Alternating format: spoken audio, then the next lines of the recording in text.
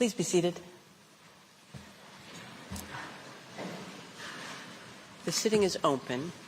The court meets this morning to hear the State of Israel present its single round of oral argument on the request for the indication of provisional measures submitted by the Republic of South Africa on 29 December 2023 in the case concerning application of the Convention on the Prevention and Punishment of the Crime of Genocide in the Gaza Strip, South Africa versus Israel.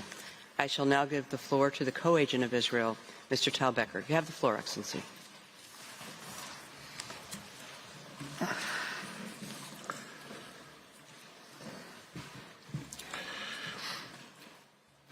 Madam President, distinguished members of the Court, it is an honor to appear before you again on behalf of the State of Israel. The State of Israel is singularly aware of why the Genocide Convention, which has been invoked in these proceedings, was adopted. Seared in our collective memory is the systematic murder of 6 million Jews as part of a premeditated and heinous program for their total annihilation. Given the Jewish people's history and its foundational texts, it is not surprising that Israel was among the first states to ratify the Genocide Convention without reservation and to incorporate its provisions in its domestic legislation. For some, the promise of never again for all peoples is a slogan. For Israel, it is the highest moral obligation. Raphael Lemkin, a Polish Jew who witnessed the unspeakable horrors of the Holocaust, is credited with coining the term genocide. He helped the world recognize that the existing legal lexicon was simply inadequate to capture the devastating evil that the Nazi Holocaust unleashed. The applicant has now sought to invoke this term in the context of Israel's conduct in a war it did not start and did not want. A war in which Israel is defending itself against Hamas, Palestinian Islamic Jihad, and other terrorist organizations whose brutality knows no bounds. The civilian suffering in this war, like in all wars, is tragic. It is heartbreaking. The harsh realities of the current hostilities are made especially agonizing for civilians, given Hamas's reprehensible strategy of seeking to maximize civilian harm to both Israelis and Palestinians, even as Israel seeks to minimize it. But as this court has already made clear, the Genocide Convention was not designed to address the brutal impact of intensive hostilities on the civilian population, even when the use of force raises, quote, very serious issues of international law and involves enormous suffering and continuing loss of life, end quote. The Convention was set apart to address a malevolent crime of the most exceptional severity. We live at a time when words are cheap.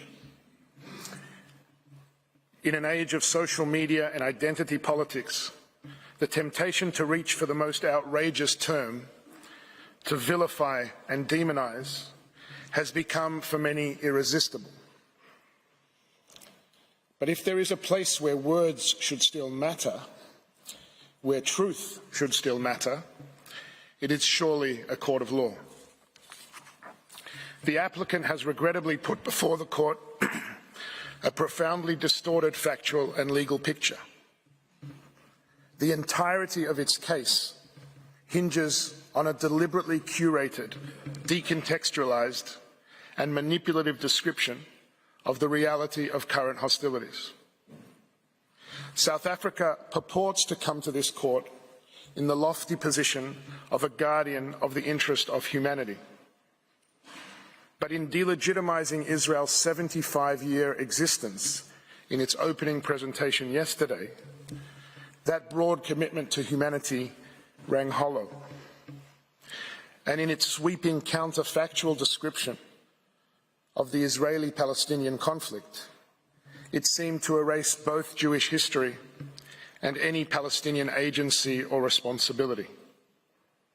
Indeed, the delegitimization of Israel since its very establishment in 1948, it is unsurprising, therefore, that in the applicant's telling, both Hamas's responsibility for the situation in Gaza and the very humanity of its Israeli victims are removed from view.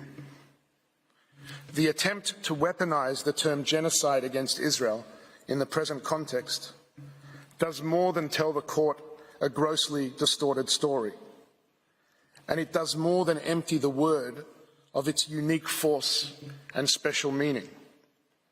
It subverts the object and purpose of the Convention itself, with ramifications for all states seeking to defend themselves against those who demonstrate total disdain for life and for the law. Madam President, members of the court, on Saturday, October 7th, a Jewish religious holiday, thousands of Hamas and other militants breached Israeli sovereign territory by sea, land and air, invading over 20 Israeli communities, bases and the site of a music festival. What proceeded, under the cover of thousands of rockets fired indiscriminately into Israel, was the wholesale massacre, mutilation, rape and abduction of as many citizens as the terrorists could find before Israel's forces repelled them. Openly displaying elation, they tortured children in front of parents and parents in front of children, burned people, including infants, alive, and systematically raped and mutilated scores of women, men and children.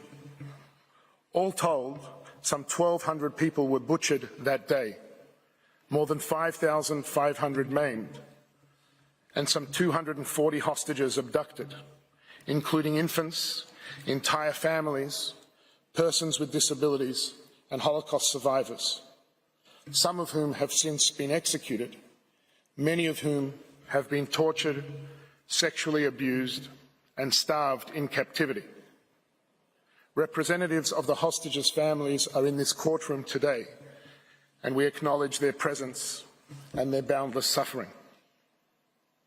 We know of the brutality of October 7th, not only from the harrowing testimonies of the survivors, the unmistakable proof of carnage and sadism left behind, and the forensic evidence taken at the scene. We know it because the assailants proudly filmed and broadcast their barbarism. The events of that day are all but ignored in the applicant's submissions, but we are compelled to share with the court some fraction of its horror. The largest calculated mass murder of Jews in a single day since the Holocaust.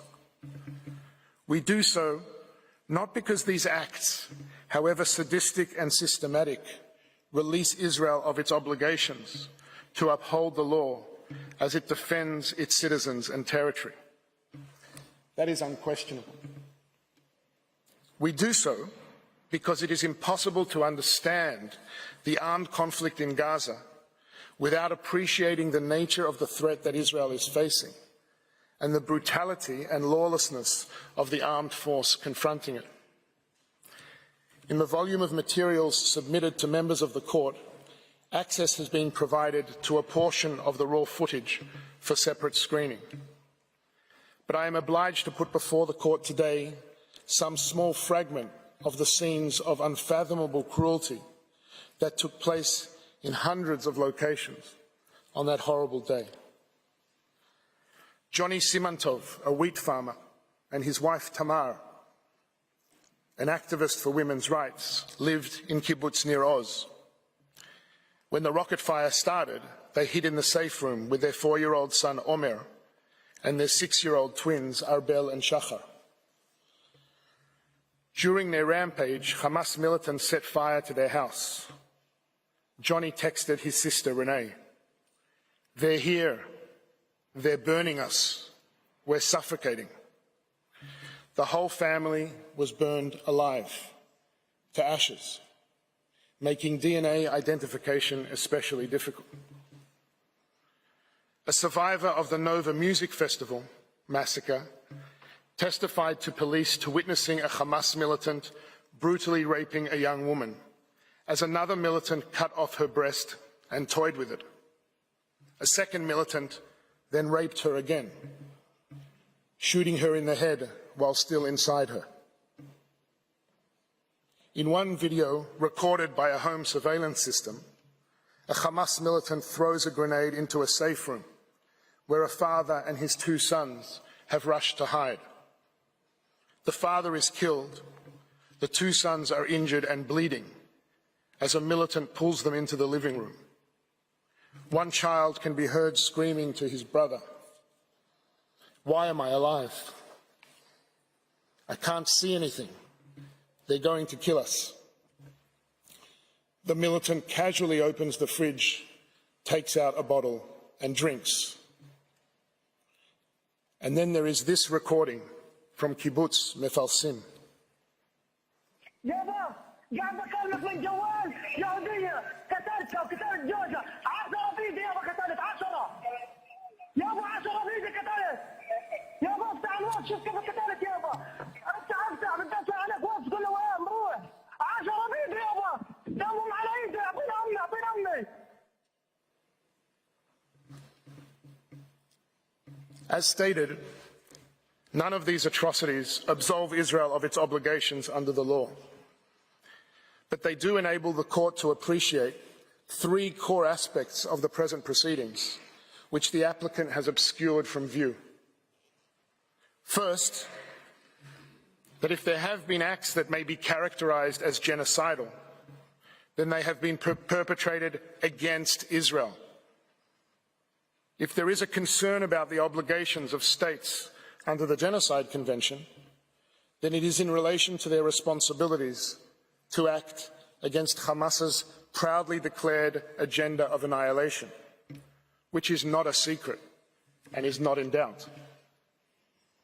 The annihilationist language of Hamas's charter is repeated regularly by its leaders, with the goal, in the words of one member of Hamas's political bureau, of the cleansing of Palestine of the filth of the Jews.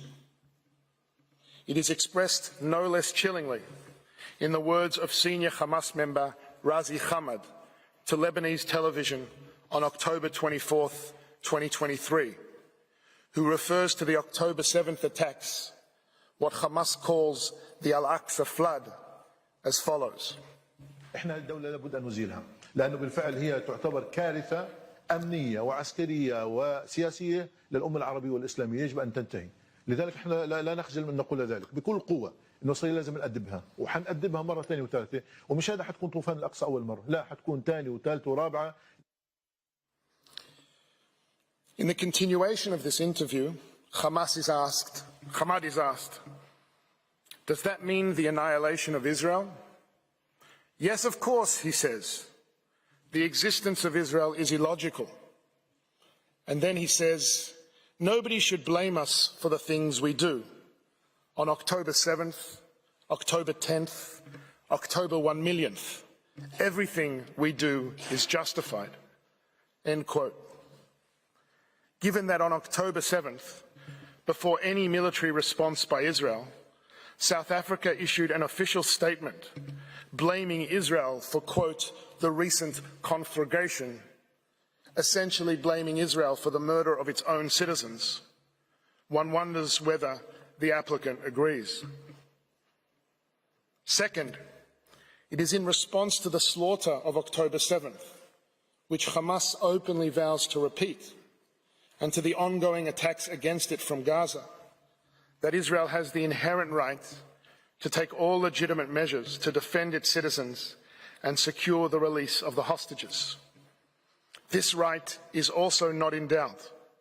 It has been acknowledged by states across the world. Astonishingly, the court has been requested to indicate a provisional measure calling on Israel to suspend its military operations.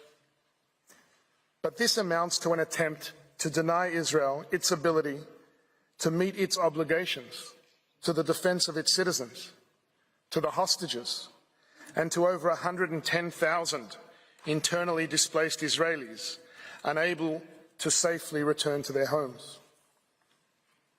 The applicant in its submissions to the court makes almost no mention of the ongoing humanitarian suffering of Israel's citizens at the hands of Hamas, and treats the hostages still held in captivity as barely an afterthought.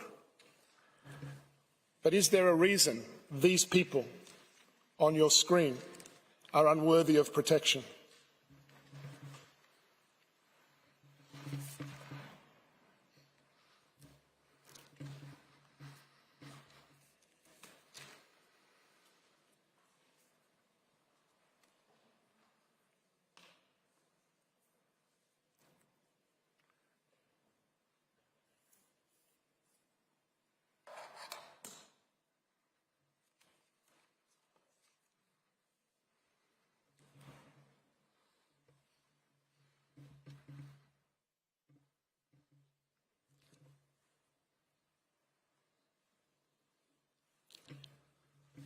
Hamas is not a party to these proceedings. The applicant, by its request, seeks to thwart Israel's inherent right to defend itself, to let Hamas not just get away with its murder, literally, but render Israel defenseless as Hamas continues to commit it. Yesterday, counsel for the applicant made the astonishing claim that Israel was denied this right, and as a matter of fact should not be able to protect itself from Hamas's attacks. But allow me to draw attention to these words written by Professor Vaughan Lowe.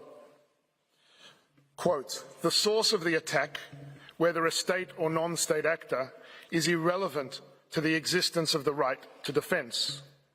Force may be used to avert a threat because no one and no state is obliged by law passively to suffer the delivery of an attack.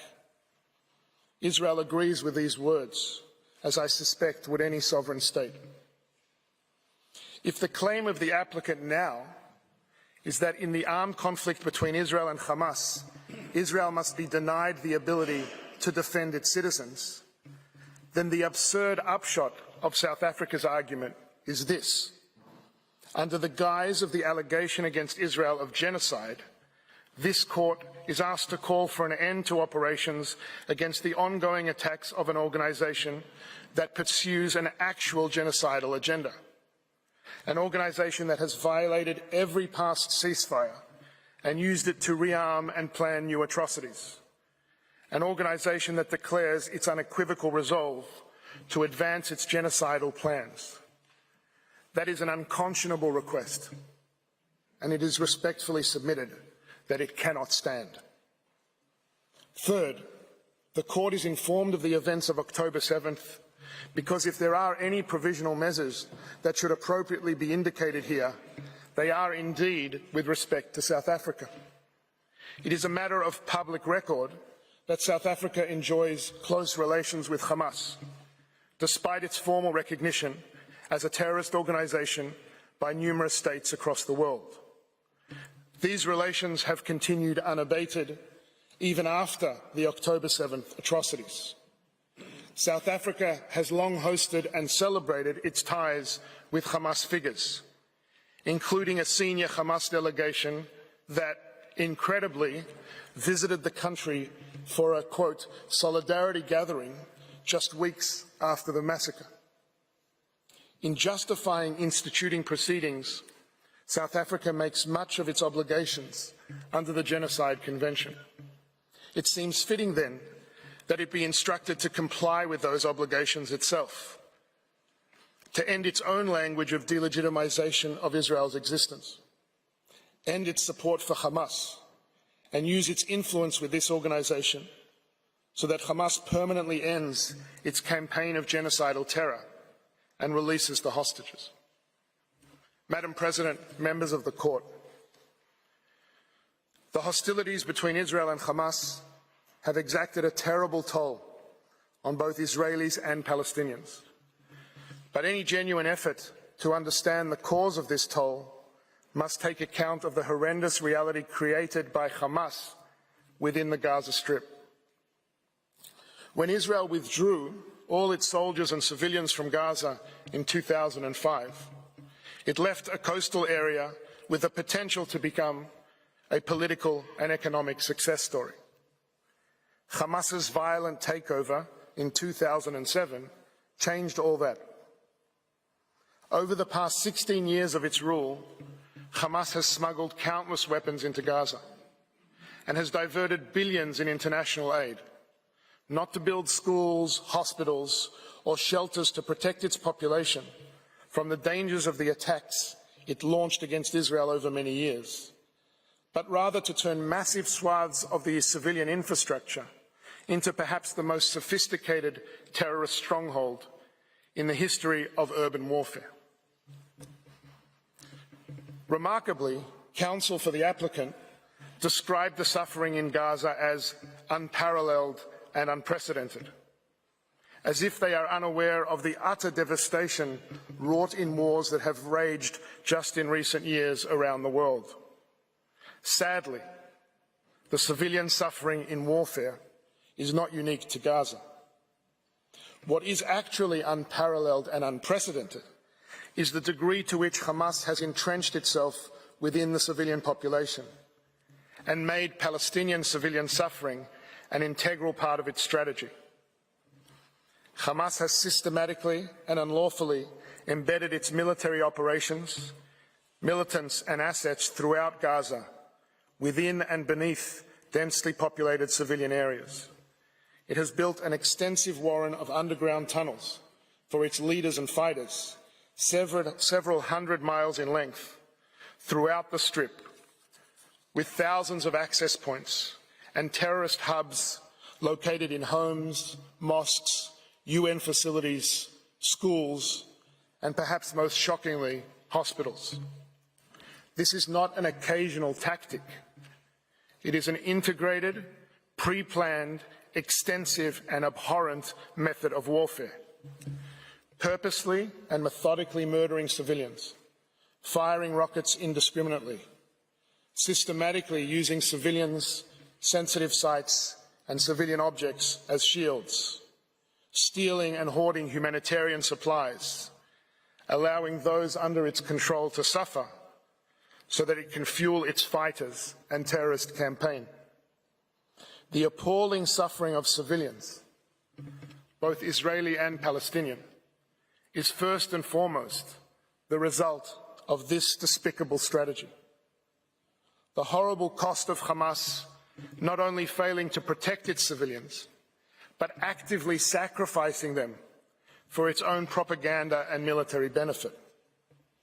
And if Hamas abandons this strategy, releases the hostages, lays down its arms, the hostilities and suffering would end. Madam President, members of the Court, there are many distortions in the applicant's submission to the Court, but as shall be demonstrated by Counsel, there is one that overshadows them all. In the applicant's telling, it is almost as if there is no intensive armed conflict taking place between two parties at all. No grave threat to Israel and its citizens. Only an Israeli assault on Gaza. The Court is told of widespread damage to buildings, but it is not told, for example, how many thousands of those buildings were destroyed because they were booby-trapped by Hamas. How many became legitimate targets because of the strategy of using civilian objects and protected sites for military purposes? How many buildings were struck by over 2,000 indiscriminate terrorist rockets that misfired and landed in Gaza itself? The Court is told of over 23,000 casualties, as the applicant repeats, as many have, unverified statistics provided by Hamas itself, hardly a reliable source. Every civilian casualty in this conflict is a human tragedy that demands our compassion. But the Court is not told how many thousands of casualties are in fact militants, how many were killed by Hamas fire, how many were civilians taking direct part in hostilities, and just how many are the result of legitimate and proportionate use of force against military targets, even if tragic. And the Court is also told of the dire humanitarian situation in Gaza. But it is not told of Hamas's practice of stealing and hoarding aid. It is not told of the extensive Israeli efforts to mitigate civilian harm, of the humanitarian initiatives being undertaken to enable the flow of supplies and provide medical attention to the wounded. The applicant purports to describe the reality in Gaza, but it is as if Hamas and its total contempt for civilian life just do not exist as a direct cause of that reality. Hamas is widely estimated to have over 30,000 fighters and is known to bring minors no older than 15 or 16 into its ranks. They are coming for us. But in South Africa's telling, they have all but disappeared. There are no explosives in mosques and schools and children's bedrooms, no ambulances used to transport fighters, no tunnels and terrorist hubs under sensitive sites, no fighters dressed as civilians, no commandeering of aid trucks, no firing from civilian homes, UN facilities, and even safe zones. There is only Israel acting in Gaza. The applicant is essentially asking the Court to substitute the lens of armed conflict between a state and a lawless terrorist organization with the lens of a so-called genocide of a state against a civilian population. But it is not offering the Court a lens. It is offering it a blindfold. Madam President, members of the Court, the nightmarish environment created by Hamas has been concealed by the applicant, but it is the environment in which Israel is compelled to operate. Israel is committed, as it must be, to comply with the law, but it does so in the face of Hamas's utter contempt for the law. It is committed, as it must be, to demonstrate humanity, but it does so in the face of Hamas's utter inhumanity. As will be presented by Counsel, these commitments are a matter of express government policy, military directives and procedures. They are also an expression of Israel's core values. And, as shall also be shown, they are matched by genuine measures on the ground to mitigate civilian harm under the unprecedented and excruciating conditions of warfare created by Hamas. It is plainly inconceivable, under the terms set by this very court, that a state conducting itself in this way, in these circumstances, may be said to be engaged in genocide, not even prima facie. The key component of genocide, the intention to destroy a people in whole or in part, is totally lacking. What Israel seeks by operating in Gaza is not to destroy a people, but to protect a people, its people, who are under attack on multiple fronts, and to do so in accordance with the law, even as it faces a heartless enemy determined to use that very commitment against it. As will be detailed by Council, Israel's lawful aims in Gaza have been clearly and repeatedly articulated by its Prime Minister, its Defence Minister, and all members of the War Cabinet.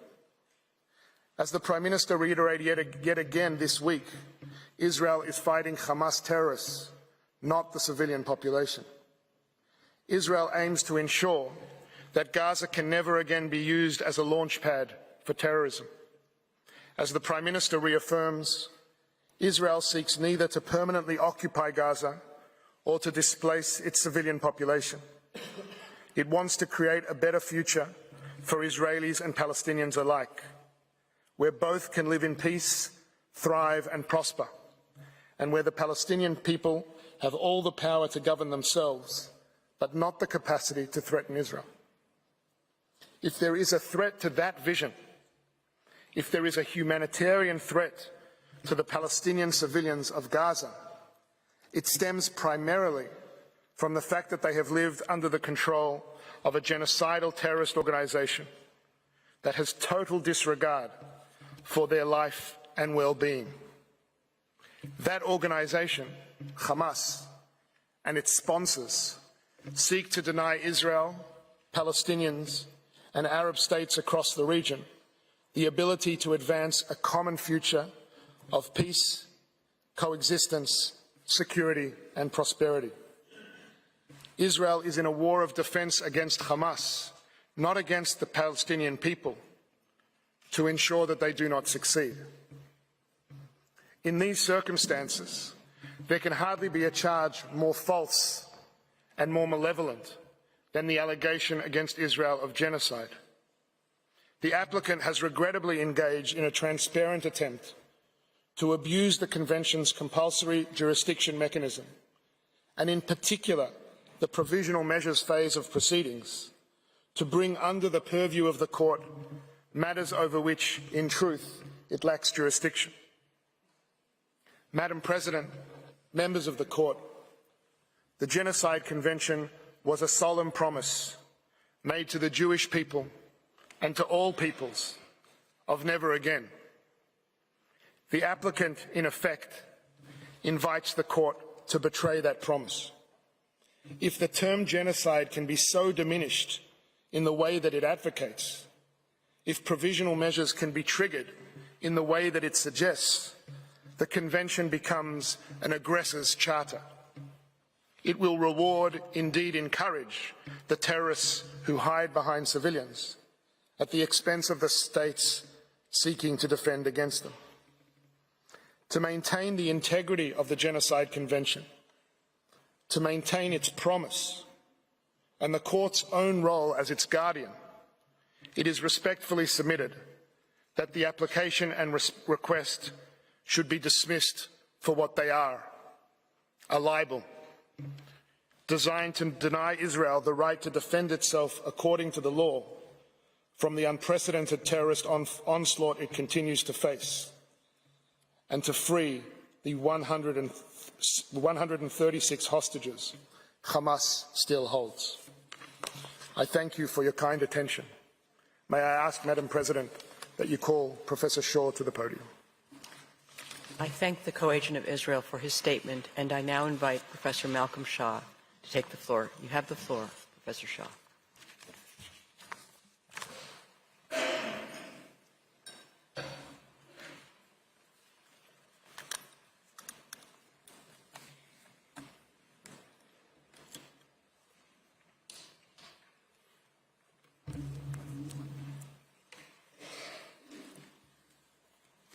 Madam President and members of the Court, it is a great honour to appear before you again and a privilege to appear on behalf of the State of Israel. It is my task today to address the issues falling within the general categories of prima facie jurisdiction and the preservation of alleged rights sought to be protected. However, I would like first to make a preliminary comment about the key question of context. It constitutes the framework for the consideration of this request for the grant of provisional measures. South Africa casts its net widely. In its application, it uses the word context many times. In particular, it declares that it is important to place the acts of genocide in the broader context of Israel's conduct towards the Palestinians during its 75-year-long apartheid. Leaving aside the outrageous nature of that statement, why stop at 75 years? Why not refer to 1922 and the approval by the Council of the League of Nations of the British Mandate? Or 1917, the proclamation of the Balfour Declaration? Maybe also include the entry into the land of Israel of the Israelite tribes some 3,500 years ago. No. The immediate and proximate context for the specific allegations of genocide claimed by South Africa lies in the events of the 7th of October, when Hamas militants and other armed groups and individuals stormed into the internationally recognised sovereign territory of Israel and committed acts of barely credible atrocity. It was these events that truly constitute the real context for South Africa's allegations. Indeed, such acts may be seen as the real genocide in this situation. As the President of the European Commission put it on the 19th of October, there was no limit to the blood Hamas terrorists wanted to spill. They went home by home. They burned people alive. They mutilated children and even babies. Why? Because they were Jews. Because they were living in the state of Israel. And Hamas's explicit goal is to eradicate Jewish life from the Holy Land. These terrorists, supported by their friends in Tehran, will never stop. And so Israel has the right to defend itself in line with humanitarian law. Of course, these atrocities do not justify violations of the law in reply, still less genocide. But they do justify, mandate even, the exercise of the legitimate and inherent right of a state to defend itself, as enshrined in the UN Charter and under customary international law. To put an end to the continuing attacks against it and to prevent them from succeeding, a threat that has been made explicitly by Hamas and repeated, and it is thus real and imminent. This context is critical, for it shows that the true nature of the situation as it has unfolded, particularly the 7th of October, is that of an armed conflict.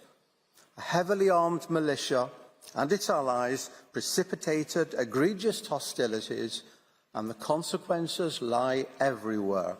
The point is this: armed conflict, even when fully justified and conducted lawfully, is brutal and costs lives, particularly when the militia in question specifically targets civilians and civilian facilities, and when it is patently unconcerned about causing civilian casualties on its own side. The conflict is also regulated by law, the rules and principles of international humanitarian law under the Hague Regulations, the Geneva Conventions of 1949, and customary international law.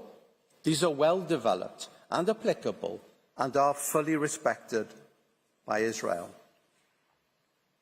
Such rules cover permitted activities under international humanitarian law, where civilian damage and loss, always to be regretted, are caused in the legitimate pursuit of military objectives through to the violation of the law, being grave breaches of the Geneva Conventions and up to war crimes and crimes against humanity.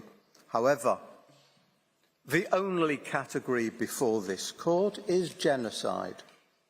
Not every conflict is genocidal. The crime of genocide in international law and under the Genocide Convention in international law is a uniquely malicious manifestation. It stands alone amongst the violations of international law as the epitome and zenith of evil. It has been described correctly as the crime of crimes, the ultimate in wickedness. Indeed, the court itself emphasised in its order of the 2nd of June 1999 that the threat or use of force cannot in itself constitute an act of genocide within the meaning of Article 2 of the Geneva Convention, and particularly instant bombing, as lacking the element of intent in the circumstances. To put it another way, if claims of genocide were to become the common currency of armed conflict, whenever and wherever that occurred, the essence of this crime would be diluted and lost.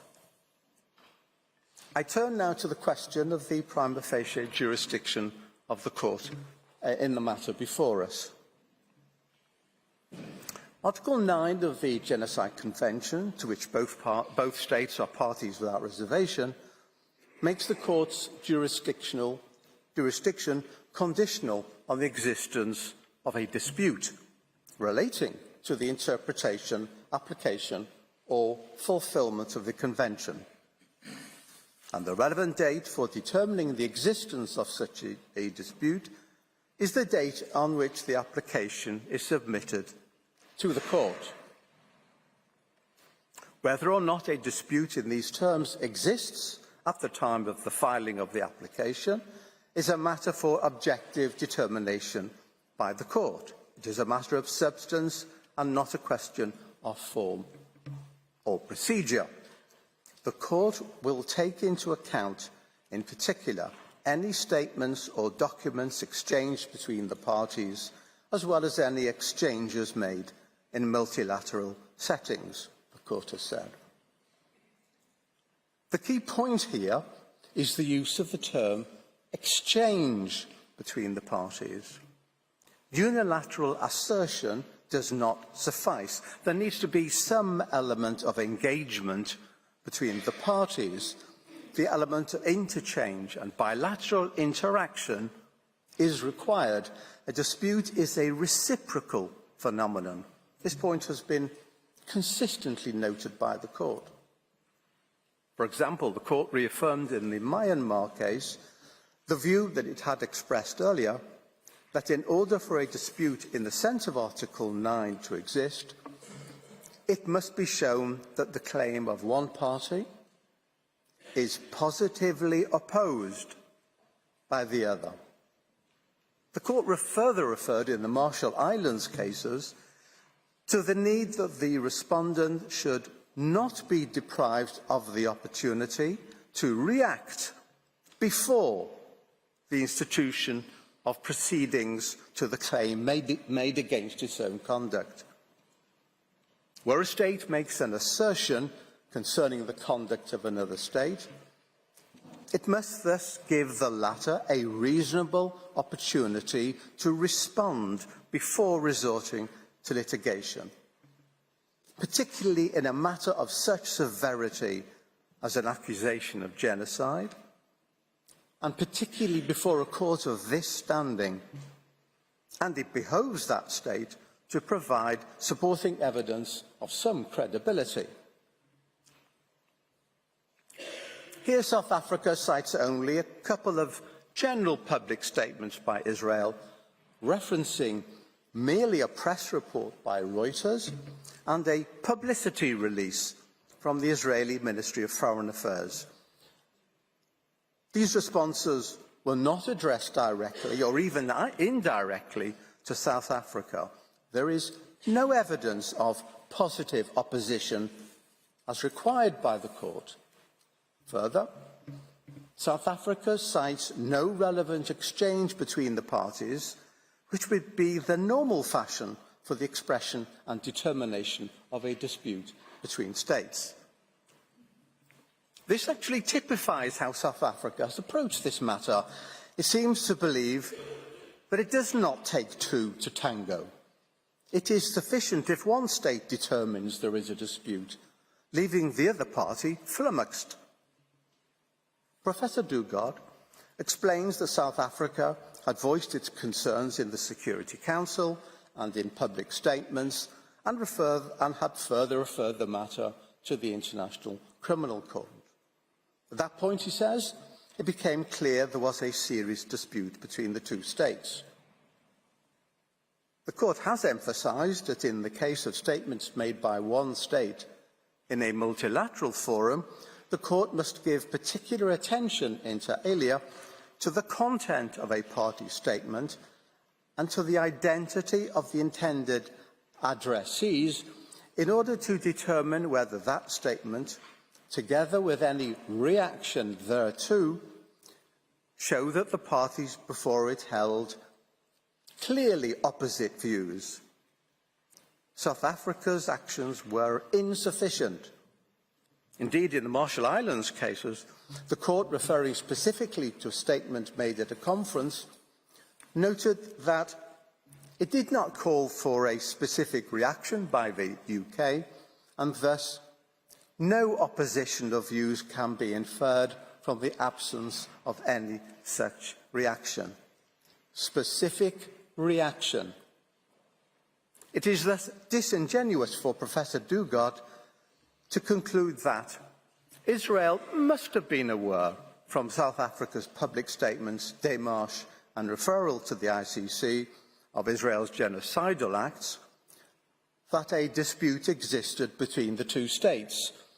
This is not a dispute, it is a unispute, a one-sided clapping of hands. Professor Dugard perhaps tries to retrieve the situation by declaring that special considerations apply to the existence of disputes concerning Article 9, without telling us what those conditions could possibly be. We come now to the rather bizarre story of the exchange of note verbal. Professor Dugard would have us believe that such exchanges are merely a matter of courtesy of little real consequence. This is not the normal understanding of such notes and their importance in international relations, but he says this for a reason, as we shall see. South Africa instituted proceedings against Israel on the 29th of December. In its long recital, the application notes that on the 21st of December, South Africa sent a note verbal to Israel raising its concerns about genocide in Gaza. The application further states that Israel has not responded directly to South Africa's note verbal. This is incorrect.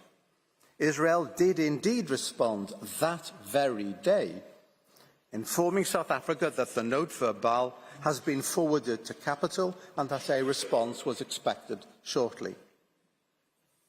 South Africa confirmed the next day that it had received the message. On the 26th of December, the Director General of Israel's Ministry of Foreign Affairs proposed to his counterpart in the Department of International Relations and Cooperation of South Africa by text to schedule a meeting at his earliest convenience in order to discuss the issues raised. On the 27th of December, the embassy sent to South Africa by email a note verbal suggesting a meeting of respective Directors General at the earliest convenience in order to discuss the issues raised. An attempt by the embassy to hand-deliver the note was refused due to a national holiday, and the South African Department of International Relations specifically advised the embassy on the 28th of December to hand-deliver the note on the 2nd of January. The application was instituted on the 29th of December. This was an attempt by the State of Israel, in good faith, to open a dialogue and discuss South Africa's concerns.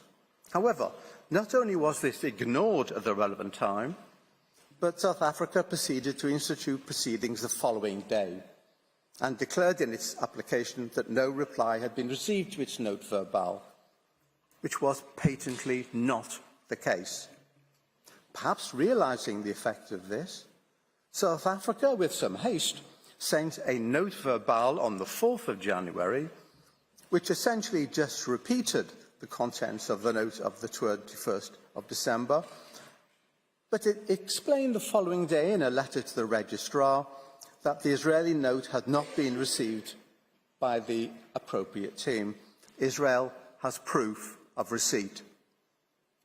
It also stated that the dispute is plainly not capable of resolution by way of a bilateral meeting. Nevertheless, it suggested to hold a meeting the next morning. Israel replied the next morning, expressing surprise that South Africa had instituted proceedings without taking up a sincerely made offer to hold consultations, and conveying its wish for discussions to be held following the close of these oral hearings. South Africa, in a note dated the 10th of January, summarily and surprisingly, in the circumstances, said there was no point in such a meeting. Curious indeed. South Africa decided unilaterally that a dispute existed, irrespective of Israel's conciliatory and friendly response since repeated. Perhaps had South Africa taken up this offer, at the time proffered as a result of its own note, the parties may have decided there was no dispute as such to place before the court under the Genocide Convention, and that South Africa's expressed concerns over the genocide allegation would have been assuaged. We may never know. South Africa's precipitate institution of proceedings foreclosed that option. It's a point worth underlining. South Africa did not give Israel a reasonable opportunity to engage with it on the matters under consideration before filing its, no doubt, long-prepared application. One wonders whether South Africa, at the very last moment, suddenly realised that it needed to show the existence of a dispute under the terms of the Genocide Convention and proceeded to hastily formulate and dispatch a flurry of notes. The court can grant orders for provisional measures only where the provisions relied upon by the applicant appear prima facie to afford a basis on which its jurisdiction could be founded, although it need not satisfy in itself in a definitive manner that it has jurisdiction as regards the merits of the case. It's not an easy matter to determine whether a prima facie case exists. It rests between full proof and complete absence of proof, and is intended to ensure that the court functions effectively and efficiently, but there has to be something tangible in terms of the provisions in question. The provisional measures procedure is a complex instrument in that the court has to decide upon the basis of certain assumptions which may or may not be disproved at a later stage of the proceedings. This is particularly difficult in such an egregious matter as an allegation of genocide. Were understood by the... Excuse me. Right, I've lost a page.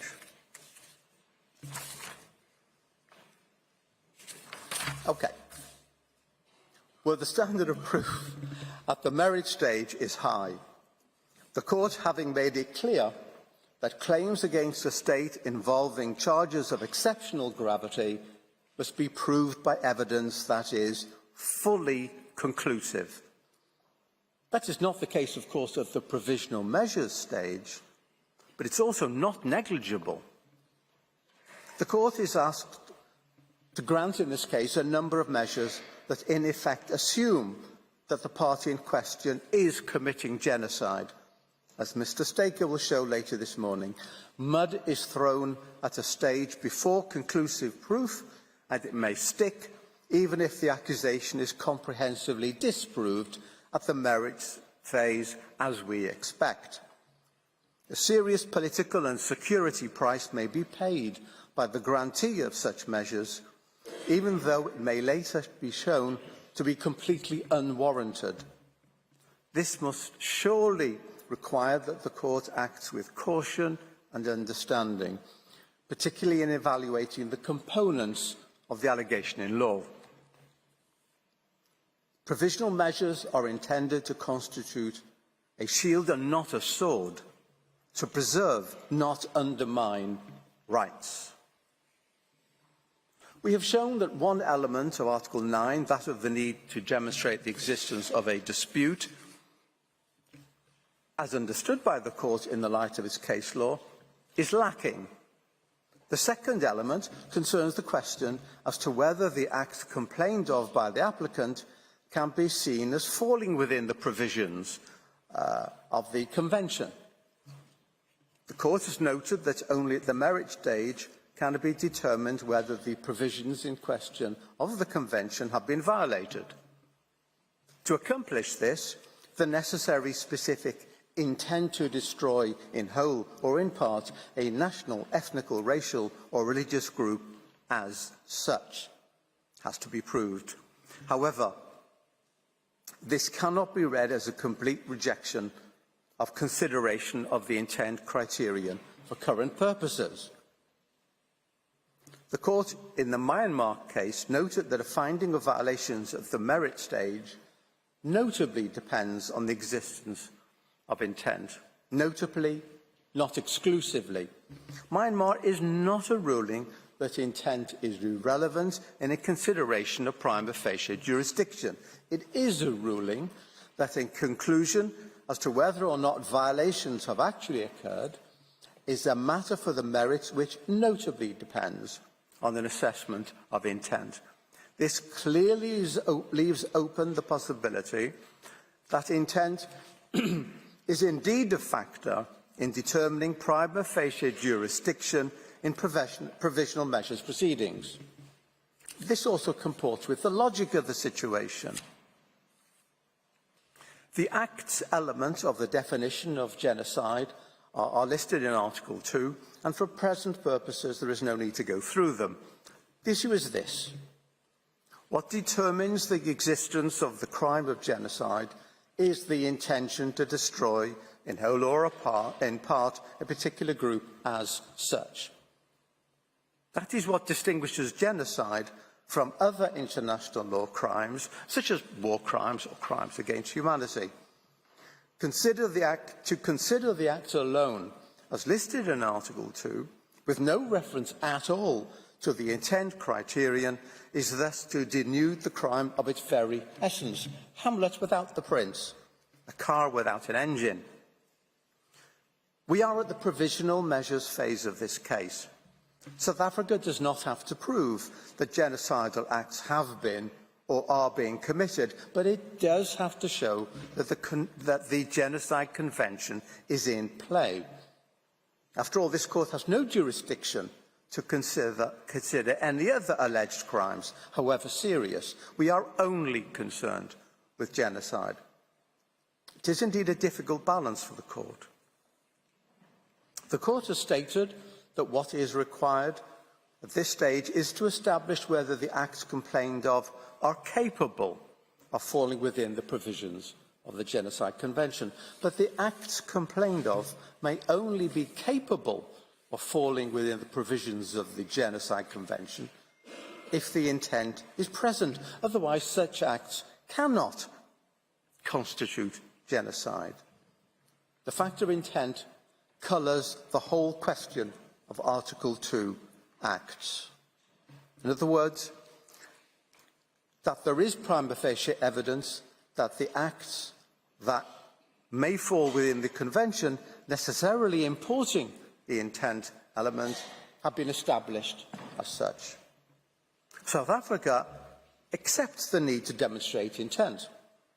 It referred to the concept of specific intent in its application, both generally and in the specific context of its discussion of the Court's prima facie jurisdiction in provisional measures proceedings. Indeed, South Africa placed a considerable emphasis upon intent in its pleadings yesterday by Ms. Hassim. Mr. Kaitobi devoted his whole pleading to this requirement. As far as the acts are concerned in this case, there is little beyond random assertions to demonstrate that Israel has or has had the specific intent to destroy, in whole or in part, the Palestinian people as such.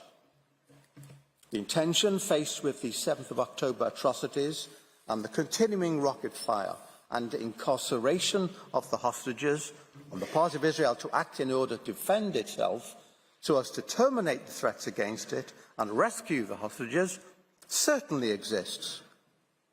The intent to deal with the armed militants of Hamas and other such groups is undeniable. Were it the case, which we deny, that Israeli forces have transgressed some of the rules of conflict, then the matter will be tackled at the appropriate time by Israel's robust and independent legal system. But that is not the intent to destroy all or part of a people as such. Israel's actions in restricting its targeting practices to attack military personnel or objectives in accordance with international humanitarian law in a proportionate manner in each case, as well as its practice of mitigating civilian harm, such as by forewarning civilians of impending action by the unprecedented and extensive use of telephone calls, leafleting, and so forth, coupled with the facilitation of humanitarian assistance, all demonstrate the precise opposite of any possible genocidal intent. South Africa, in seeking to discover the necessary intent, presents a distorted picture. It misunderstands the nature and provenance of certain comments made by some Israeli politicians. Let me try and explain the big picture. Israel possesses a clear and effective structure of authority with regard to governmental decision. The war against Hamas is managed on behalf of the government by two central organs: the Ministerial Committee on National Security Affairs and the War,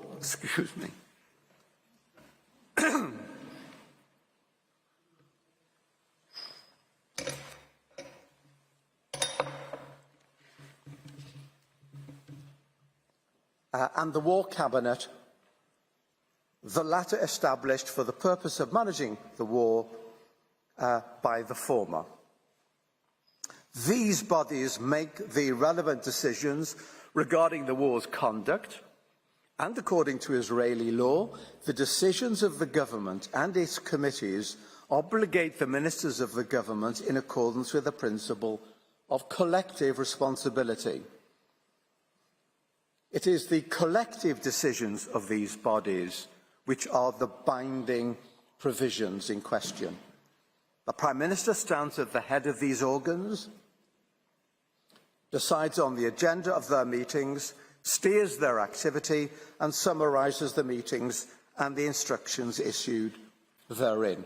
To make it clear, in order to determine the policy and intentions of the government of Israel, it is necessary to examine the decisions of the Ministerial Committee on National Security Affairs and the War Cabinet, and to examine whether the particular comments expressed conform or not with the policies and decisions made.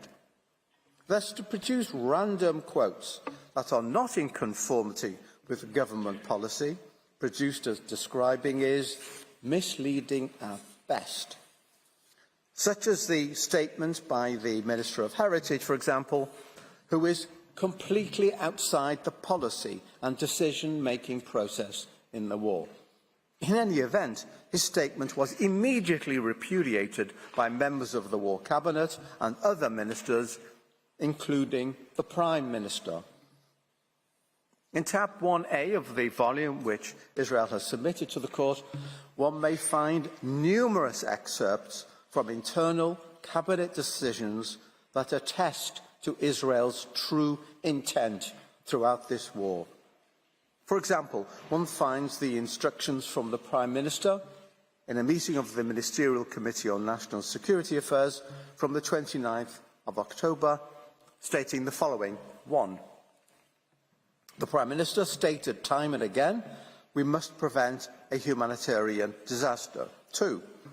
The Prime Minister indicated the possible sorts of solutions that will ensure required supply of water, food and medicine, increasing the amount of trucks entering with the necessary inspections. 3. Promoting the construction of field hospitals in the south of the Gaza Strip. To re-emphasise, this is a directive to authorities, nothing less. Tab 1A contains a considerable number of similar directives, emphasising the need to avoid harm to civilians and facilitate humanitarian aid. Genocidal intent? Let me turn to the IDF. This, like every army, is a hierarchical body that operates by way of orders from superiors and is headed by the Chief of the General Staff. Remarks or actions of a soldier do not and cannot reflect policy. In tab 1B, one may find a daily operational directive, which I understand is repeated day by day, issued by the Operations Directorate of the IDF, stating that attacks will be solely directed towards military targets while adhering to the principles of distinction, proportionality, and the obligation taking precautions in attacks in order to reduce collateral damage. This is a directive that binds all IDF forces. It continues by stating that the laws of armed conflict allow destruction to civilian property only when there is a military necessity to do so, and prohibit harm to property for deterrence purposes only, or for the purpose of punishment, individual or collective. It emphasises that it is necessary to treat enemy civilians with respect. They should not be treated in a humiliating manner, and civilians should not be used for the purpose of performing activities that might put them under risk to their life or their body. This is a mandatory instruction effective since the start of the war. Tab 1B contains many similar provisions, which are themselves only an illustration of many other such directives, orders and procedures. Further, on the 28th of October, the Prime Minister publicly declared that the IDF is doing everything possible to avoid harming those not involved, while on the 18th of November, he declared that, first of all and above all else, Israel acts according to the laws of war. This is how our army works. The Minister of Defence publicly stated on the 29th of October that we are not fighting the Palestinian multitude and the Palestinian people in Gaza, and declared on the 13th of November that our war is against the Hamas terrorist organisation, not the people of Gaza. Again, the President of Israel declared on the 12th of October that we are operating militarily according to rules of international law, period, unequivocally. We have collated numerous such statements by the President, by the Prime Minister, by the Minister of Defence, by the IDF spokesperson and others in tab 2 of our volume. Since this is such a critical part of South Africa's thesis, permit me to refer to 2 further statements by the Prime Minister. I start with the most recent, 10th of January. Israel has no intention of permanently occupying Gaza or displacing its civilian population. Israel is fighting Hamas terrorists, not the Palestinian population, and we are doing so in full compliance with international law. The IDF is doing its utmost to minimise civilian casualties, while Hamas is doing its utmost to maximise them by using Palestinian civilians as human shields. The IDF urges Palestinian civilians to leave war zones by disseminating leaflets, making phone calls, providing safe passage corridors, while Hamas prevents Palestinians from leaving at gunpoint and often with gunfire. Our goal is to rid Gaza of Hamas terrorists and free our hostages. Once this is achieved, Gaza can be demilitarized and de-radicalized, thereby creating a possibility for a better future for Israel and Palestinians alike. On 23rd of November, Prime Minister Netanyahu declared that any civilian death is a tragedy, anyone, and to avoid them, what you do is first you try and get the civilian out of harm's way, and that's exactly what we did. There are many more of the same. Any careful review of the official and binding policy decisions made by the relevant authorities in Israel since the outbreak of the war clearly evidence that such decisions lack any genocidal intent. The contrary is true. They are indicative of the consistent and relentless commitment of Israeli relevant authorities to mitigate civilian harm and alleviate civilian suffering in Gaza. Some of the comments to which South Africa refers are clearly rhetorical, made in the immediate aftermath of an event which severely traumatized Israel, but which cannot be seen as demanding genocide. They express anguish and the necessity to restore control over Israel's own territory under severe threat and safety to its citizens.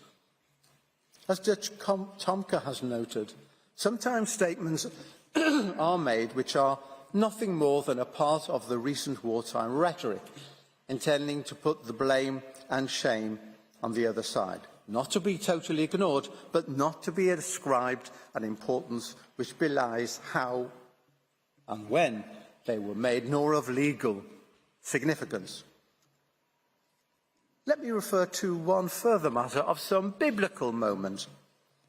Yesterday, the applicant referred time and again to 2 statements by the Israeli Prime Minister where he said, "Remember what Amalek did to you," and attached great importance to it as part of the argument that Israel has demonstrated a genocidal intent. There is no need here for a theological discussion on the meaning of Amalek in Judaism, which was indeed not understood by the applicant. Let me just turn to the Prime Minister's statement of the 28th of October, which was partially and misleadingly quoted yesterday. He said, "We are now entering the second phase of the war, which its objectives are clear: destruction of the military and governmental capabilities of Hamas, and the return of the hostages back home. In the last couple of days, I have met with our soldiers in the bases, in the field, in the north and in the south. Remember what Amalek has done to you. We remember and we are fighting. In front of our brave and hero soldiers, there is one prior mission: to defeat the murderous enemy and secure our existence in our land. The IDF is the most moral army in the world. The IDF does everything to avoid harming the uninvolved. Tab 3 lists and addresses additional examples of misleading quotes by the applicants regarding Israel's policy. It is thus our conclusion that South Africa has failed to demonstrate the prima facie jurisdiction of the court. I turn to the next issue. As the court has noted, its power to grant provisional measures has its object the preservation of the respective rights claimed by the parties in a case pending its decision on the merits. At the provisional measures stage, the court does not need to determine that such rights do actually exist in a definitive manner, but it must establish that such rights are plausible. South Africa yesterday dealt with this rather lightly. We can safely say that plausibility is an elusive concept. Simply declaring that claimed rights are plausible is insufficient. The issue was addressed by Judge Greenwood in the border area case when he emphasised that what is required is something more than assertion but less than proof. In other words, the party must show that there is at least a reasonable possibility that the right it claims exists as a matter of law and will be adjudged to apply to that party's case. He later discussed this in terms of a reasonable prospect of success. What is clear is that the court has sought to tie plausibility to particular treaty provisions or to general rules of international law. The court has also considered claims of fact in this context as well as law, such as the finding as to whether Equatorial Guinea plausibly used the building at 42 Avenue Foch for diplomatic purposes. In this case, the court did not limit itself to considering whether the applicant plausibly held the rights in question under international law, but extended the field of inquiry to include consideration as to whether it was plausible that the respondent had breached the rights in question. This approach appears also in Ukraine and Russia, where the court concluded that, on the basis of the evidence presented by the parties, it appears that some of the acts complained of by Ukraine fulfil this condition of plausibility. In other words, the court was prepared to consider not only the question of the plausibility of rights,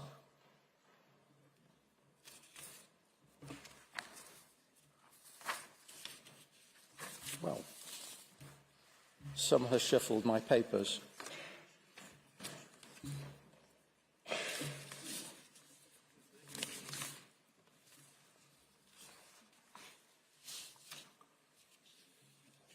Well, but also the question of the possible breach of such rights. The power of the court to indicate provisional measures under Article 41 of the statute has its object.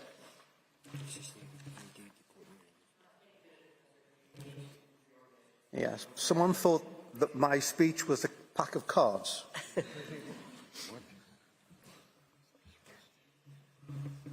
Indeed, in the Jadav case, my apologies, the court was prepared to examine evidence as to the existence of asserted rights and whether, as a matter of fact, the violations had plausibly happened.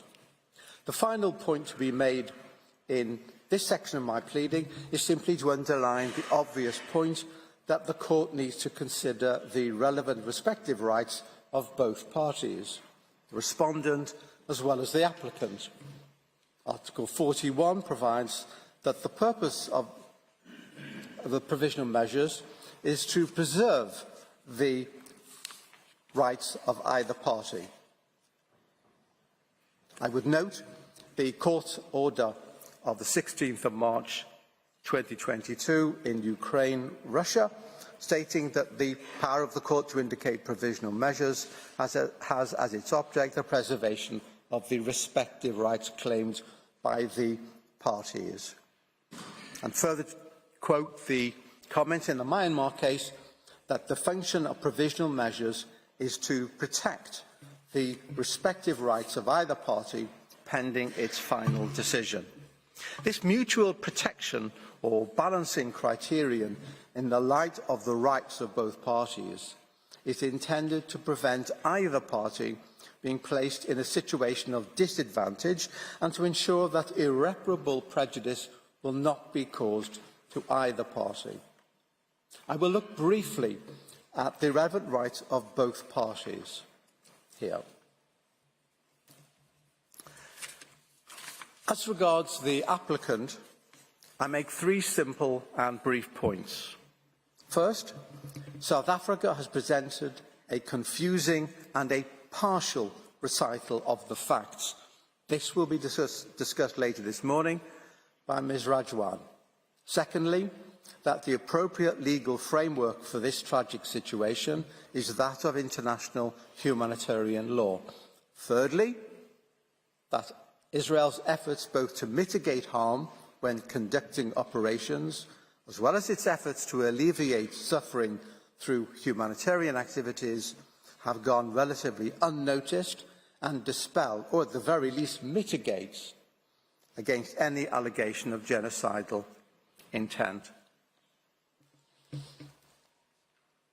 As from Israel's withdrawal of its civilian and military presence from Gaza in 2005, which brought an end to its belligerent occupation, and the violent coming to power of Hamas in 2007, a situation of conflict has existed, with Hamas firing rockets at Israeli towns and villages unceasingly.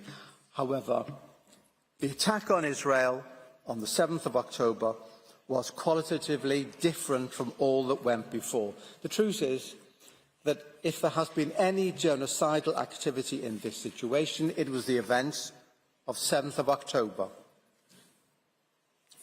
Acts and intent can and have been adequately demonstrated. But Hamas, recognised as a terrorist group by at least 41 states, including the US, the UK, all members of the EU, Canada, Australia, Saudi Arabia, Japan and Colombia, is not before the court. Only South Africa, a third party that is not involved. Complicity in genocide is in play. States that supported, condoned, praised or glorified the events of the 7th of October, both at the time and later, stand guilty of a violation of Article 3 at the least. Clearly of relevance to a discussion of the situation is as my colleagues will demonstrate, Israel's activities in this area need to be addressed and not swept aside, as South Africa seeks to do. Prime amongst the rights of the respondent that are critical to any legal evaluation of the situation is the inherent right of any state to defend itself, embedded in customary international law and enshrined in the UN Charter. This right, afforded to states, reaffirms and underlines the responsibility of all states towards their citizens and marks the acceptance by the international community of the political reality and legal confirmation that states, when attacked, may legitimately respond in a forceful and proportionate manner. Professor Lowe yesterday sought to maintain that Israel has no right to self-defence in this situation. How could anyone possibly argue that Israel could not defend itself faced with the 7th of October atrocities and the incessant attacks against its civilians since? Indeed, a very wide range of states has acknowledged the right of self-defence here, ranging from the UK to the US, France, Germany, Italy, Canada, Japan, Ghana and Guatemala, and others. Israel bears the responsibility to exercise its protection over its citizens, not only those constantly subjected to bombardment from Gaza, but also and critically with regard to those captured and held hostage as a result of the 7th of October. Outrage. These rights exist and cannot be disregarded. Of course, Israel does not have any right to violate the law, still less to commit genocide, and indeed it does not, but it does have every right to act to defend itself in accordance with the rules and principles of international law, and so it has done. A link has to be established between the rights asserted and the provisional measures requested, and this issue will be addressed by Mr. Staker. And he will show that the measures proposed go far beyond the protection of the rights asserted. Madam President, members of the Court, this is an important case. Allegations have been made which verge on the outrageous. The attack by Hamas on 7th of October, with its deliberate commission of atrocities, clearly falls within the statutory definition of genocide. Israel's response was and remains legitimate and necessary. It acted and continues to act in a manner consistent with international law. It does so not in an unrestrained manner, but in investing unprecedented efforts in mitigating civilian harm at a cost to its operations, as well as alleviating hardship and suffering with investment of resources and efforts. There is no genocidal intent here. This is no genocide. South Africa tells us only half the story. Israel is guilty of genocide. We cannot deal with Hamas. Only Israel must be stopped from protecting its citizenry and eliminating the egregious threat that is Hamas. We cannot deal with Hamas. Meanwhile, we must bind the arms of the State of Israel. Hamas is for some other body. I conclude. First, the core of genocide is intent. Without intent, there can be no genocide in law. It is true for the merits. It is equally true for provisional measures. Any prima facie consideration, indeed, of intent, even at this preliminary stage, will only demonstrate its absence from Israel's activities. Second, there is here no dispute under the Genocide Convention as at the time of submission of the application, as alleged by South Africa and as required for prima facie jurisdiction. Indeed, South Africa's own precipitate activities with notes over recent weeks demonstrates the lack of its confidence in this respect, and that is telling.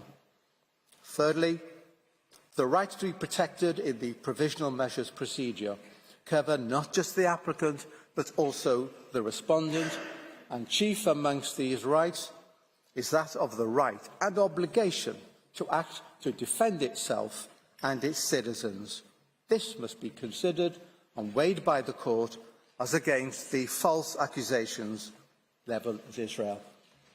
Madam President, members of the court, thank you for your kind attention. I would ask you to call Madame Rajoan at your convenience. Thank you, Professor Shah. Before I give the floor to the next speaker, the court will observe a coffee break of 10 minutes. The sitting is adjourned.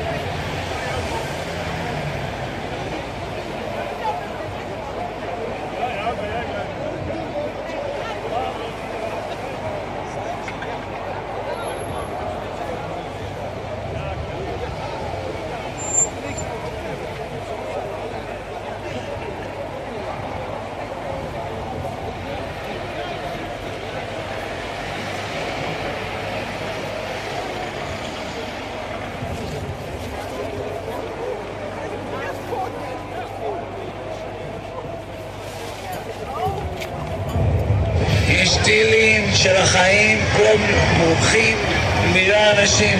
תארים החוצה. אנחנו ברגע של בוק.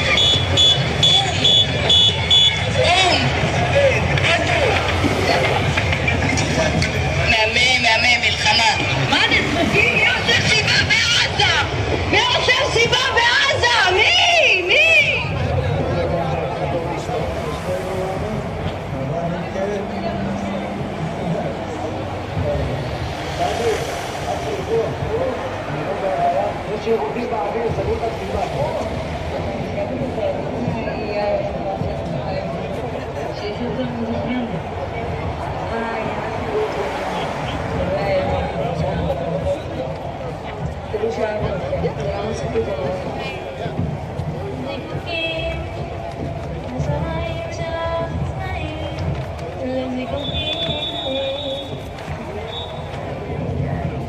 הייתה מסיבה? טיל.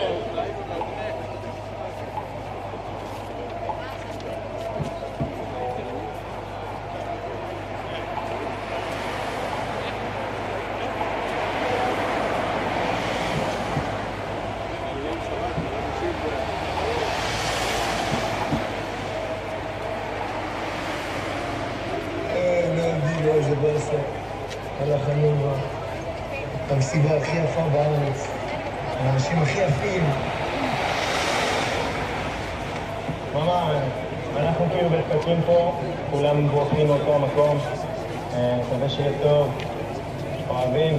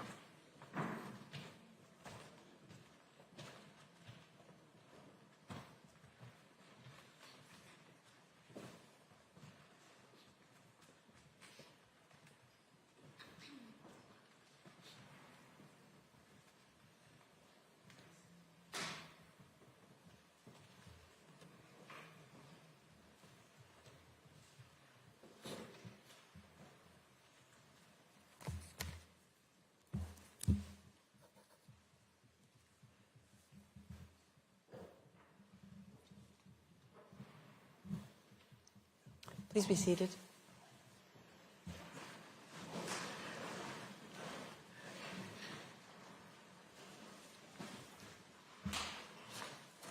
The sitting is resumed, and I now give the floor to Ms. Galit Ragwan. You have the floor.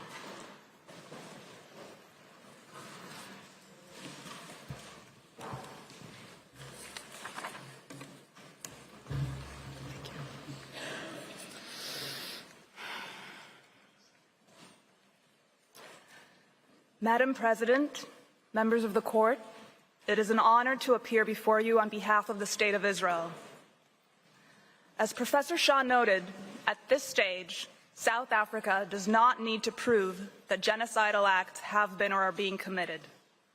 But it does have to show that the Genocide Convention is actually relevant. It has to show some level of acts and some level of intent. Professor Shah has spoken to the issue of express intent. It is my task to speak to the circumstances of Israel's actions. Israel cannot possibly comprehensively address today all of the allegations made in South Africa's application in this regard. The applicant paints a dire picture, but it is a partial and deeply flawed picture. The application is so distorted in its descriptions that it prevents the court from properly assessing the plausibility of the rights asserted by South Africa. Plausibility cannot be determined based on the unsubstantiated allegations of one party to the proceedings alone, if Article 41 of the court statute is to have any meaning. In the time available, I will address three aspects of reality on the ground that the applicant has either ignored or misrepresented. First, Hamas's military tactics and strategy. Second, Israel's efforts to mitigate civilian harm during operational activity. And third, Israel's efforts to address humanitarian hardship in Gaza, despite Hamas's attempts at obstruction. With respect to Hamas's military tactics and strategy, it is astounding that in yesterday's hearing, Hamas was mentioned only in passing and only in reference to the October 7 massacre in Israel. Listening to the presentation by the applicant, it was as if Israel is operating in Gaza against no armed adversary, but the same Hamas that carried out the October 7 attacks in Israel is the governing authority in Gaza. And the same Hamas has built a military strategy founded on embedding its assets and operatives in and amongst the civilian population. Urban warfare will always result in tragic deaths, harm, and damage. But in Gaza, these undesired outcomes are exacerbated because they are the desired outcomes of Hamas. In urban warfare, civilian casualties may be the unintended but lawful result of attacks on lawfully military objectives. International humanitarian law recognizes this reality and provides a framework for balancing military necessity with humanitarian considerations. These do not constitute genocidal acts. In the current conflict, many civilian deaths are directly caused by Hamas. Booby-trapped homes detonate and kill indiscriminately. Mines in alleyways collapse structures around them. And over 2,000 rockets, misfired by Hamas, have landed inside Gaza, causing untold levels of harm. One telling example is a blast at the Al-Hali hospital on October 17. Hamas claimed that the Israel Defense Forces, the IDF, attacked the hospital. Headlines around the world rushed to repeat this claim. The IDF later proved, and U.S. intelligence and other national security intelligence agencies independently confirmed that the blast was the result of a failed launch from within Gaza. It was not, as Hamas claimed, the fault of the IDF. Damage to civilian structures is another fact claimed by South Africa as evidence of genocide. But South Africa does not consider the sheer extent to which Hamas uses ostensibly civilian structures for military purposes. Houses, schools, mosques, UN facilities, and shelters are all abused for military purposes by Hamas, including as rocket launching sites. Hundreds of kilometers of tunnels dug by Hamas under populated areas in Gaza often cause structures above to collapse. In the slides before you, you can see a militant priming projectiles for launch on IDF forces in Gaza. You can see the holes in the residential house to hide and launch them.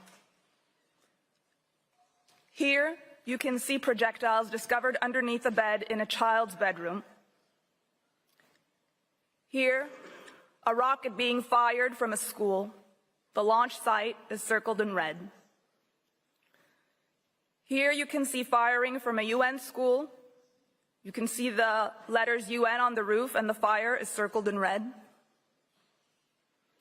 And here, long-range rocket launchers hidden inside a Scouts Club building.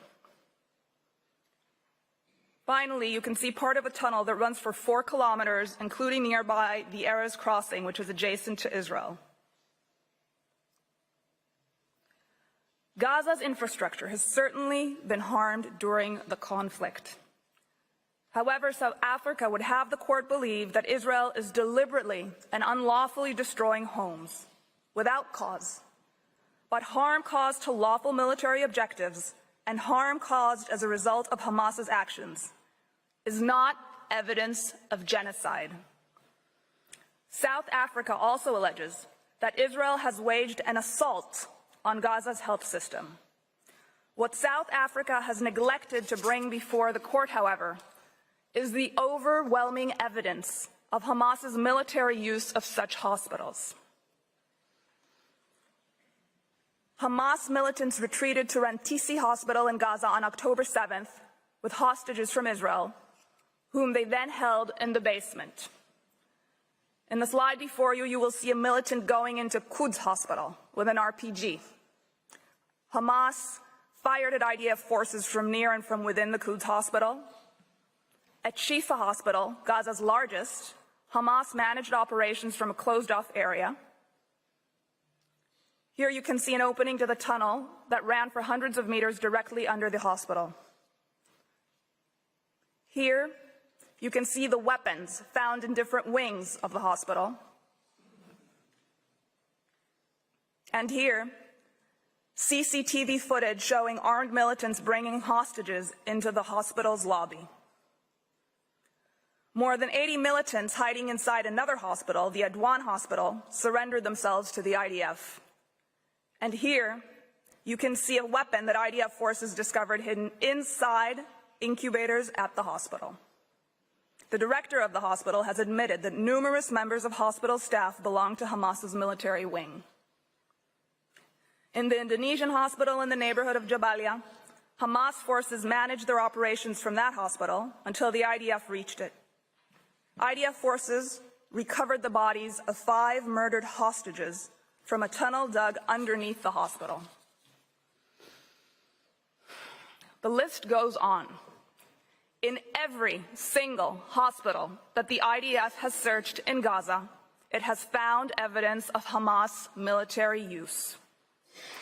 Israel is acutely aware that because of Hamas's use of hospitals as shields for its military operations, in grave violations of international humanitarian law, patients and staff are at risk. This is why the IDF has reached out to every hospital and offered assistance in relocating patients and staff to safer areas. Hospitals have not been bombed. Rather, the IDF sends soldiers to search and dismantle military infrastructure, reducing damage and disruption. Indeed, the tunnel that sat directly under the main building in Shifa Hospital was exploded without damaging the building above. The IDF then withdrew from the hospital. Yes, damage and harm have occurred as a result of hostilities in hospitals' vicinity, sometimes by IDF fire, sometimes by Hamas, but always as a direct result of Hamas's abhorrent method of warfare. Israel has published plenty of evidence of the extensive misuse by Hamas of medical facilities in direct violations of international humanitarian law. It has brought journalists to see firsthand. It has recorded calls with hospital staffs to coordinate assistance. None of that is mentioned in the application. In fact, the applicant describes the result and asks the court to attribute malicious intent to Israel. But that is only a possible conclusion if one obscures, as the applicant has, Hamas's strategy of turning hospitals into terrorist compounds. The applicant also made much of the fact that force has been even used in humanitarian zones. What the applicant neglected to inform the court, however, was that Hamas has, in its contempt for Palestinian civil life, regularly and deliberately fired from such zones, turning areas of relief into zones of conflict. Here before you, you can see one example of a launch site adjacent to the humanitarian zone, both amplified in larger pictures. And in the next slide, you can see evidence of a rocket launched from next to Gaza's water desalination facility. I now would like to address briefly the second issue, Israel's efforts at mitigation of civilian harm. Here, too, the applicant tells not just a partial story, but a false one. For example, the application presents Israel's call to civilians to evacuate areas of intensive hostilities, quote, as an act calculated to bring about its physical destruction, quote. This is a particularly egregious allegation that is completely disconnected from the governing legal framework of international humanitarian law. Evacuation of civilians is recognized under international humanitarian law as one of the measures that may be implemented to protect civilians from the effects of ongoing hostilities. Indeed, such evacuation may even amount to a duty that the party to the conflict has towards civilians. While temporary evacuation undoubtedly involves hardship and suffering, it is preferable to remaining in areas of intensive hostilities, all the more so when one party makes a concerted effort to use those civilians as shields. The IDF maintains a civilian harm mitigation unit to undertake this task. It works full-time to provide advance notice of areas in which the IDF intends to intensify its activities, coordinate travel routes for civilians, and secure these routes. This unit has developed a detailed map so that specific areas can be temporarily evacuated instead of evacuating entire areas. On the slide before you, you can see that map divided into areas, as well as a screenshot of a video explaining the system in Arabic so civilians may understand it. The IDF also enacts localized pauses in its operations to allow civilians to move. It does this even though Hamas does not agree to do the same, and has even attacked IDF forces securing humanitarian corridors. Excuse me, I have a request from the interpreters that you slow down the pace of your speaking. Could you please do that? Thank you. Of course. Yesterday, South Africa stated that the IDF gave 24 hours notice to civilians in northern Gaza to evacuate. In fact, the IDF urged civilians to evacuate to southern Gaza for over 3 weeks before it started its ground operation. 3 weeks that provided Hamas with advance knowledge of where and when the IDF would be operating. This 3-week period for temporary evacuation is a matter of common knowledge, and the applicant's misrepresentation of this fact is at best an unfamiliarity with the events, and at worst, a desire to tailor its story to a pre-existing narrative. The IDF employs a range of additional measures in accordance with the obligation to take precautionary measures under international humanitarian law. For example, it provides effective advance warnings of attacks where circumstances permit. To date, the IDF has dropped millions of leaflets over areas of expected attacks with instructions to evacuate and how to do so, broadcast countless messages over radio and through social media, warning civilians to distance themselves from Hamas operations, and made over 70,000 individual phone calls, including to occupants of the targets, warning them of impending attacks. This requires time, it requires resources and intelligence, and the IDF invests all of these to save civilian lives. Here you can see the IDF's Arabic Twitter account providing information for civilians to evacuate specific areas, including the location of shelters nearby. Yet the applicant astonishingly claims that these efforts are in themselves genocidal. In other words, a measure intended to mitigate harm to the civilian population, sometimes exceeding the requirements of international humanitarian law, is proof, according to the applicant, of Israel's intent to commit genocide, when in fact it proves the exact opposite. My third topic, with respect to the humanitarian situation.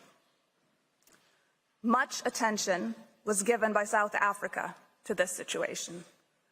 Despite Israel's efforts to mitigate harm, there is no question that many civilians in Gaza are suffering as a result of the war that Hamas began.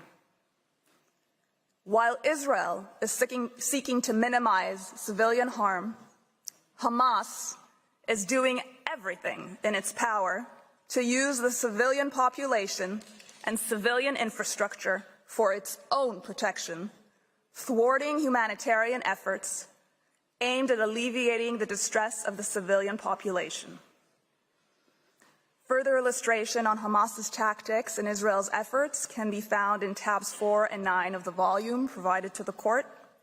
I now turn to describe just some of the humanitarian coordination efforts that Israel has been engaged in, and Mr. Sender will further expand on this. Israel maintains a dedicated military unit called Kogat, responsible for routine coordination with international organizations in Gaza with respect to various humanitarian aspects. It is Kogat that mans and operates the crossings between Israel and Gaza.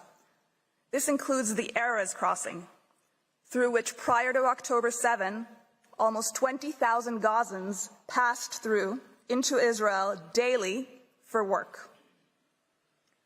South Africa showed a map yesterday, with the Erez crossing marked closed.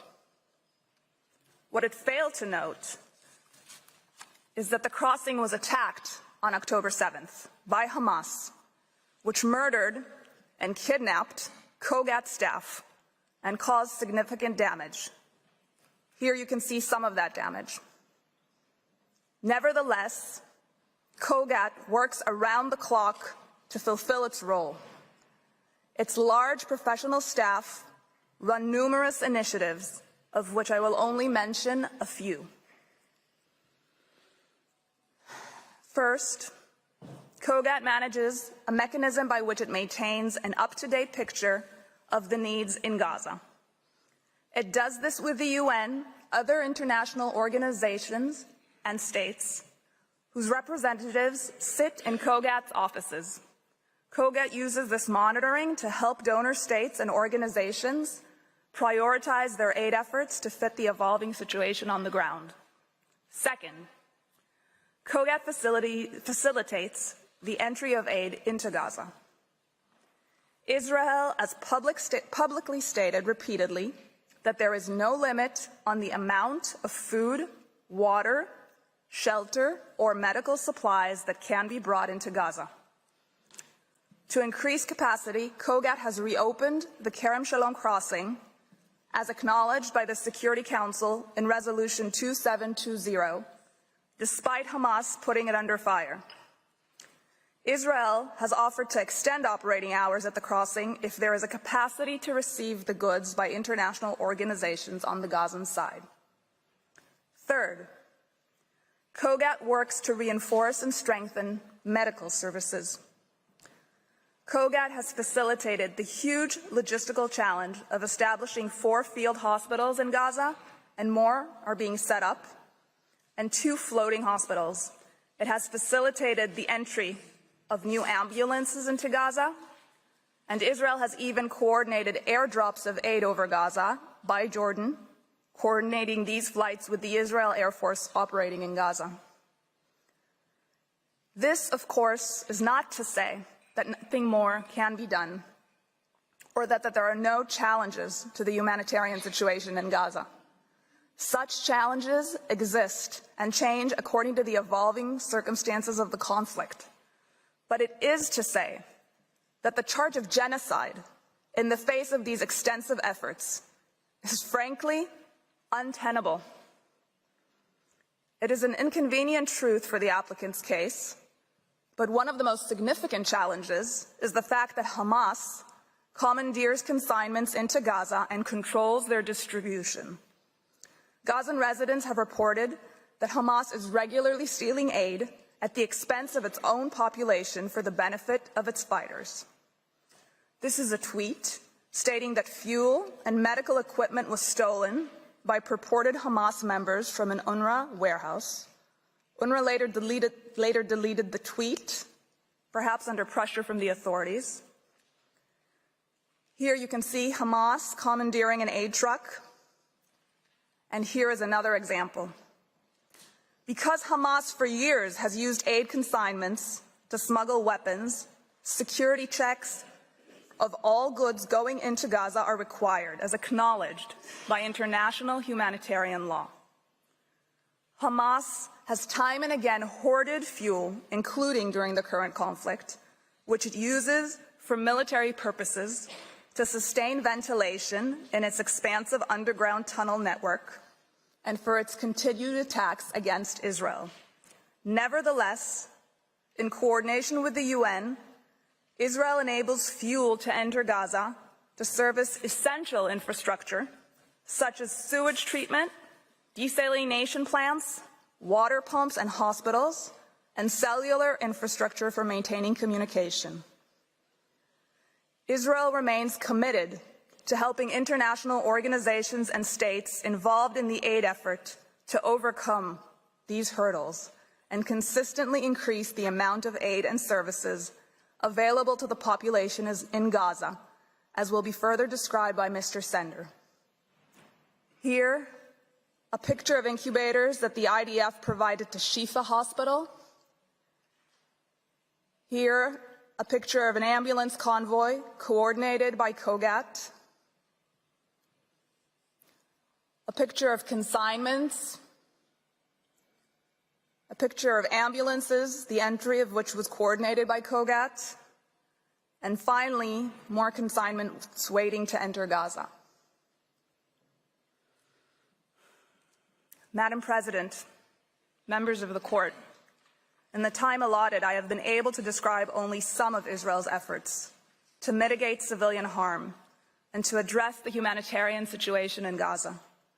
But even this mere fraction is enough to demonstrate how tendentious and partial the applicant's presentation of these facts is, and certainly enough to conclude that the allegation of intent to commit genocide is baseless.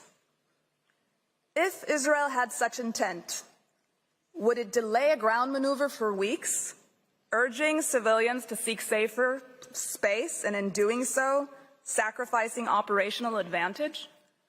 Would it invest massive resources to provide civilians details about where to go, when to go, how to go, to leave areas of fighting? Would it maintain a dedicated unit staffed with experts whose sole role is to facilitate aid and who continue to do so despite having their staff killed and kidnapped? When a population is ruled by a terrorist organization that cares more about wiping out its neighbor than about protecting its own civilians, there are acute challenges in protecting the civilian population. Those challenges are exacerbated by the dynamic and evolving nature of intense hostilities in an urban area, where the enemy exploits hospitals, shelters, and critical infrastructure. Would Israel work continuously with international organizations and states, even reaching out to them on its own initiative, to find solutions to these challenges if it were seeking to destroy the population? Israel's efforts to mitigate the ravages of this war on civilians are the very opposite of intent to destroy them. Under these circumstances, far from being the only inference that could reasonably be drawn from Israel's pattern of conduct, intent to commit genocide is not even a plausible inference.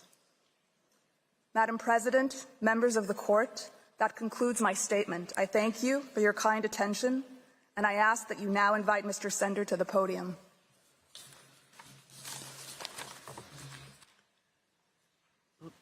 I thank Ms. Radwan, and I invite Mr. Omri Sender to address the court. You have the floor.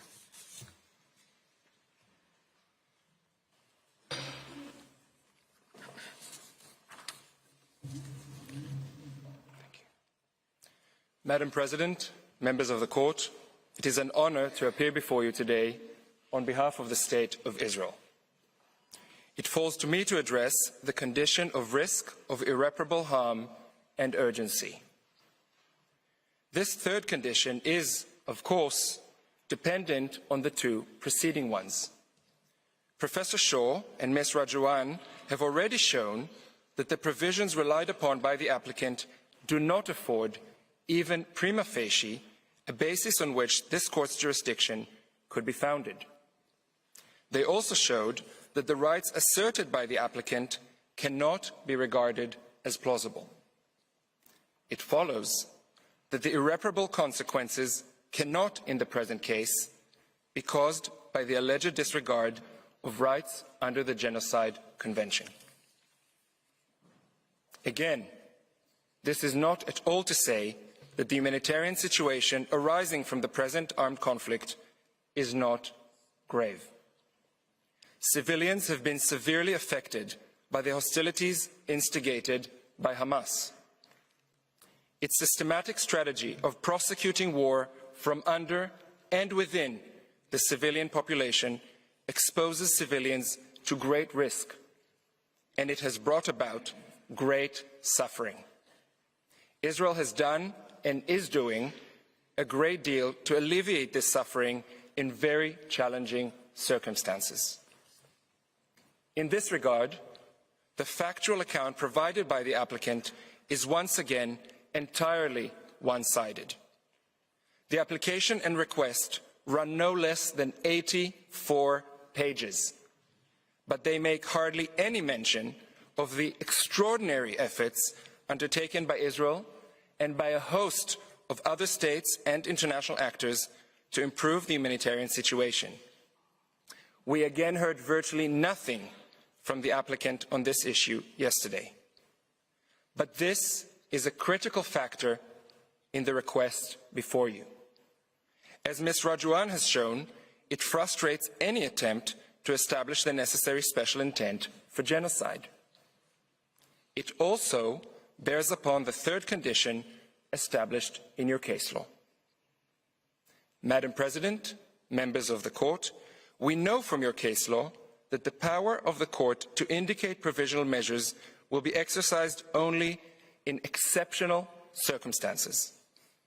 There needs to be, as you have said, a real and imminent risk that irreparable prejudice will be caused to the rights claimed before the Court gives its final decision.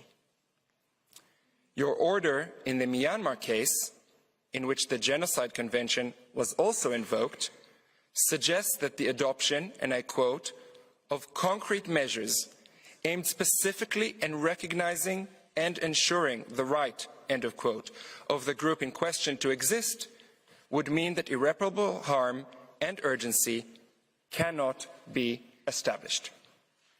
Precisely such concrete measures have been taken by Israel, which has been facilitating the provision of more and more humanitarian assistance for people in need throughout the Gaza Strip. These steps have not only been increasing so as to meet the developing situation on the ground. They are continuously undertaken specifically in order to prevent harm to the civilian population. These efforts have had an impact. Just last week, for example, with the assistance of the World Food Programme, a dozen bakeries reopened with the capacity to produce more than 2 million breads a day. The World Food Programme has said the delivery of flour, salt, sugar and yeast continues so as to enable more bakeries to reopen, increasing accessibility and affordability for thousands of families.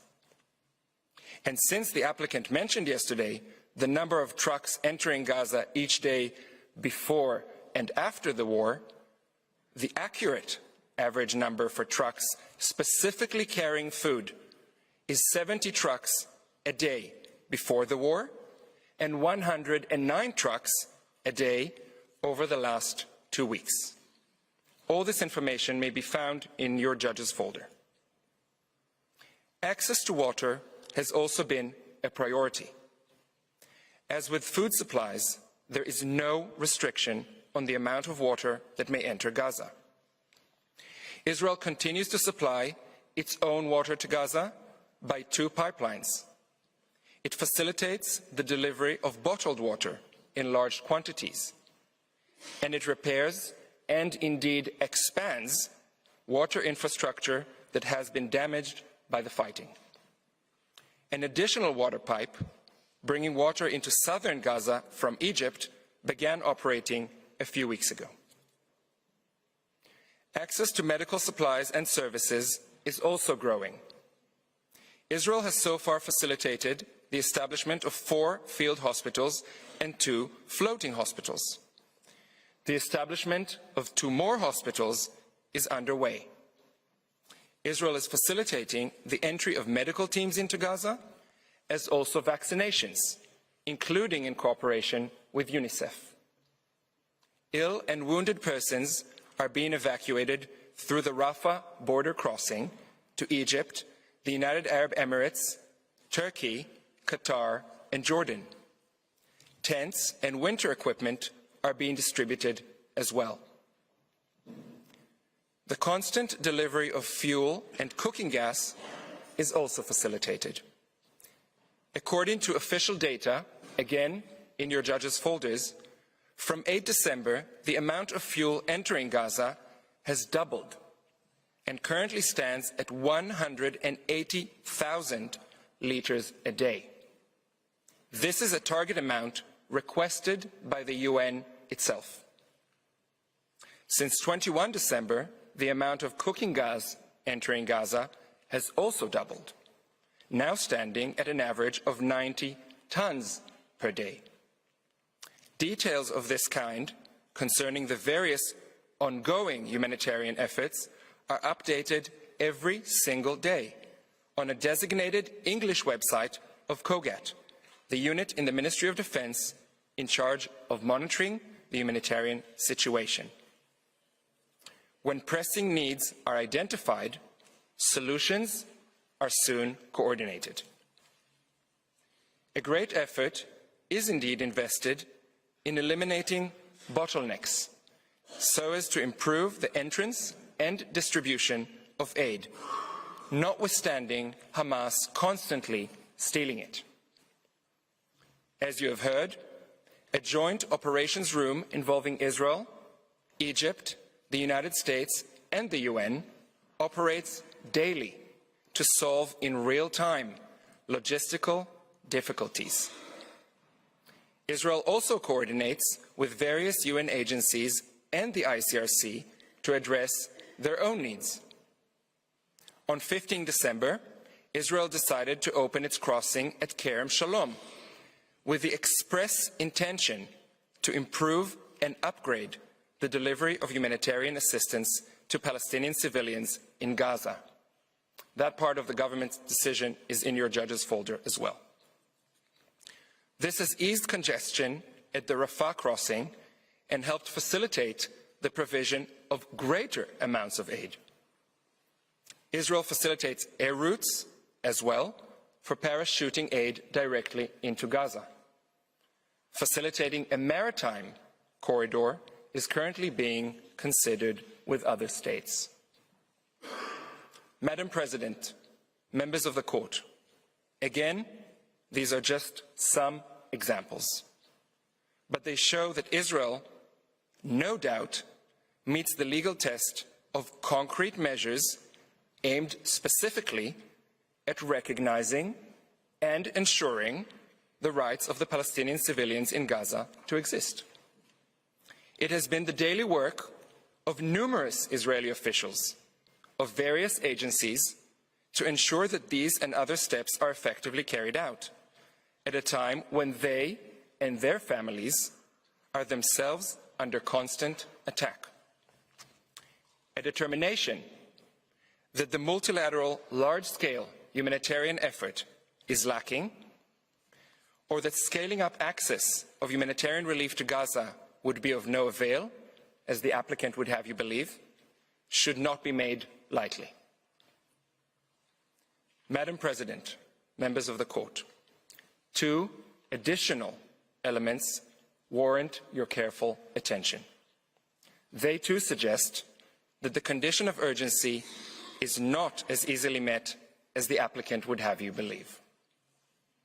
First, the scope and intensity of the hostilities has been decreasing.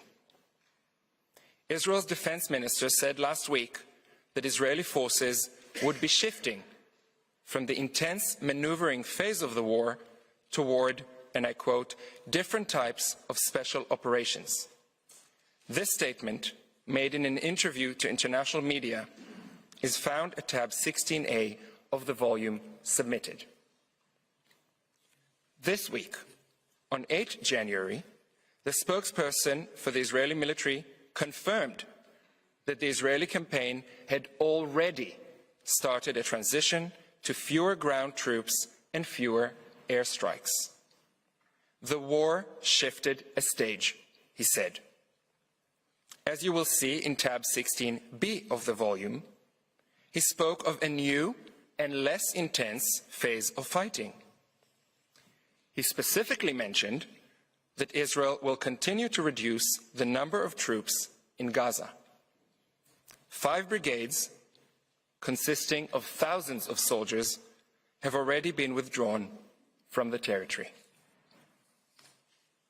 Second, the UN Security Council has only recently adopted a resolution for the specific purpose of alleviating the humanitarian situation. By Resolution 2720 of 22 December, which is found at tab 16C of the volume, the Council demanded the immediate and unconditional release of all hostages, as well as the delivery of humanitarian assistance at scale directly to the Palestinian civilian population throughout the Gaza Strip. More specifically still, the Council requested the Secretary General to appoint a senior coordinator in order to establish a UN mechanism for accelerating the provision of humanitarian relief consignments to Gaza. Contrary to what we heard yesterday, this resolution does not, and I quote, remain unimplemented, close quote. A senior coordinator has been appointed and indeed began her work. The Council remains actively seized of the matter. Israel, for its part, is already working with the senior coordinator, and it has just this week coordinated the entrance of a UN delegation into northern Gaza in order to evaluate the situation and map the needs for a future return of Palestinian civilians. I recall in this connection that in the Aegean Sea case, the court found that it was not necessary to indicate provisional measures where the government in question showed willingness to act in accordance with the recommendations of the Security Council concerning the matter before the court. All these recent developments indicate that the facts as they presently exist do not call for awarding interim relief. They also suggest that the difference between the present case and earlier cases that have come before you are very clear. Finally, the lack of urgency within the meaning of the court's case law is further demonstrated by assurances provided before you today by Israel's co-agents. They could not be clearer in stating that Israel remains bound at all times by its international legal obligations. Needless to say, this includes Israel's obligations as a state party to the Genocide Convention. The applicant will have this court say that it cannot take the word of a state. That would be not only unfortunate, it would also be contrary to the law on unilateral declarations of states. Unsurprisingly, your consistent case law suggests that assurances of the kind offered by Israel may well render the indication of provisional measures unnecessary. Madam President, members of the Court, the conclusion is that the condition of irreparable prejudice and urgency cannot be met. It is Israel and its citizens who would risk irreparable harm if the request of South Africa were to be granted. Madam President, distinguished members of the Court, that concludes my statement. I thank you for your kind attention, and I ask that you now invite Mr. Staker to the podium. I thank Mr. Sender, and I now invite Mr. Christopher Staker to take the floor. You have the floor, sir.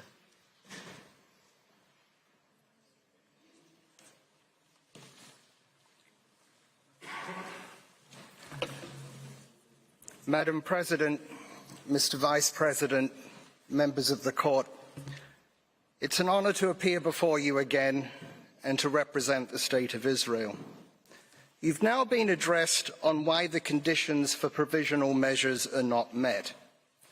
That being so, there's no need to examine the 9 particular measures that South Africa requests. Nonetheless, for completeness, I will address each in turn and show that their terms are unwarranted in any event. They go beyond what is necessary to protect rights on an interim basis and therefore also have no link with the rights sought to be protected. I start with the first and second requested measures. These would require immediate suspension of Israel's military operations in Gaza. This request is frankly astonishing.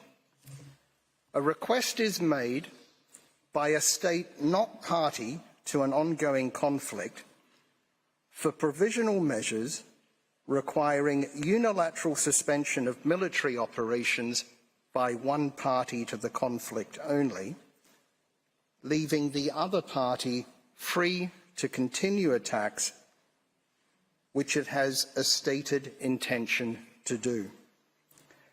South Africa cannot argue that similar measures were granted in the Russia genocide case. That case was fundamentally different. In the Russia case, the legality of the military operation itself was in issue by reference to the Genocide Convention. Russia had claimed that its military operation was to prevent and punish genocide being committed in Ukraine. The court found it doubtful that the Genocide Convention authorizes a unilateral use of force in the territory of another state, and plausible that Ukraine had a right not to be subjected to military operations by Russia for that purpose. The result? Provisional measures could protect a plausible right not to be subjected to military operations. In this case, Israel does not rely on the Genocide Convention or prevention of genocide to justify its operations. The lawfulness of the operations themselves does not involve any interpretation, application, or fulfillment of the Convention over which the court has jurisdiction. As jurisdiction in this case is based solely on Article 9 of the Convention, the court cannot find that South Africa or Palestinians in Gaza have a plausible right of the kind in the Russia case. Article 41 of the statute empowers only such provisional measures as the circumstances require to preserve the respective rights of either party.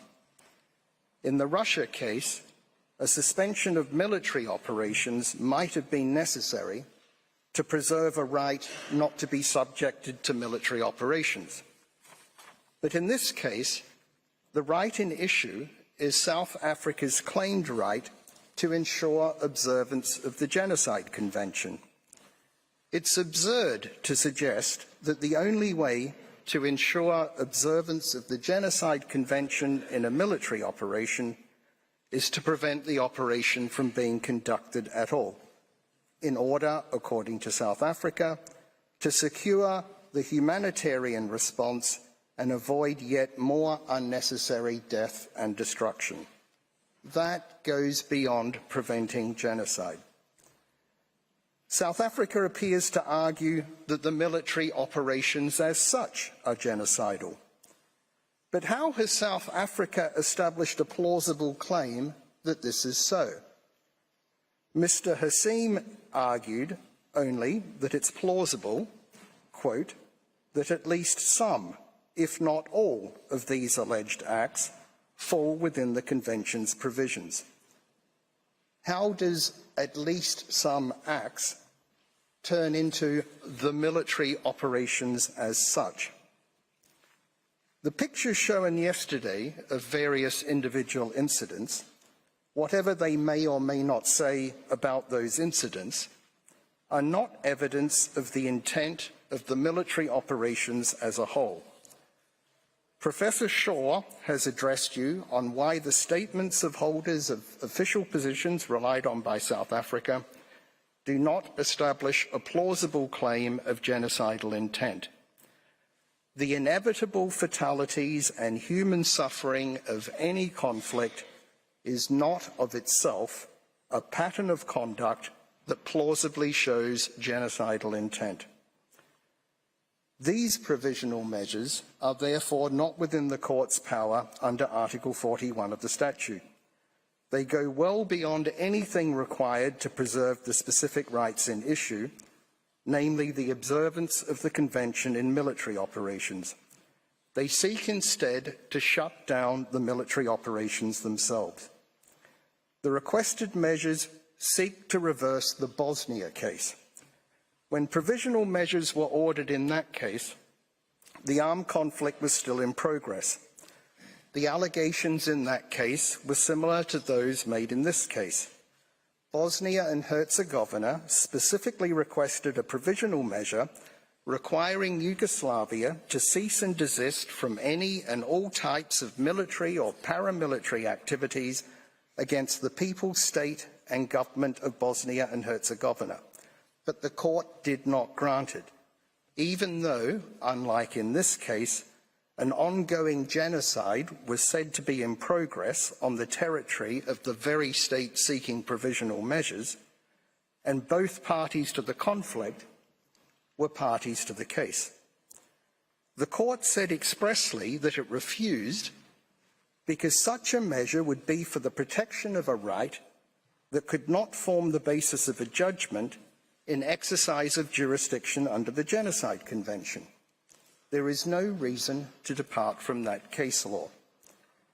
In any event, provisional measures cannot be indicated if, as in this case, they would cause irreparable prejudice to the respondent or are out of proportion with the protection that they're intended to give to the applicant.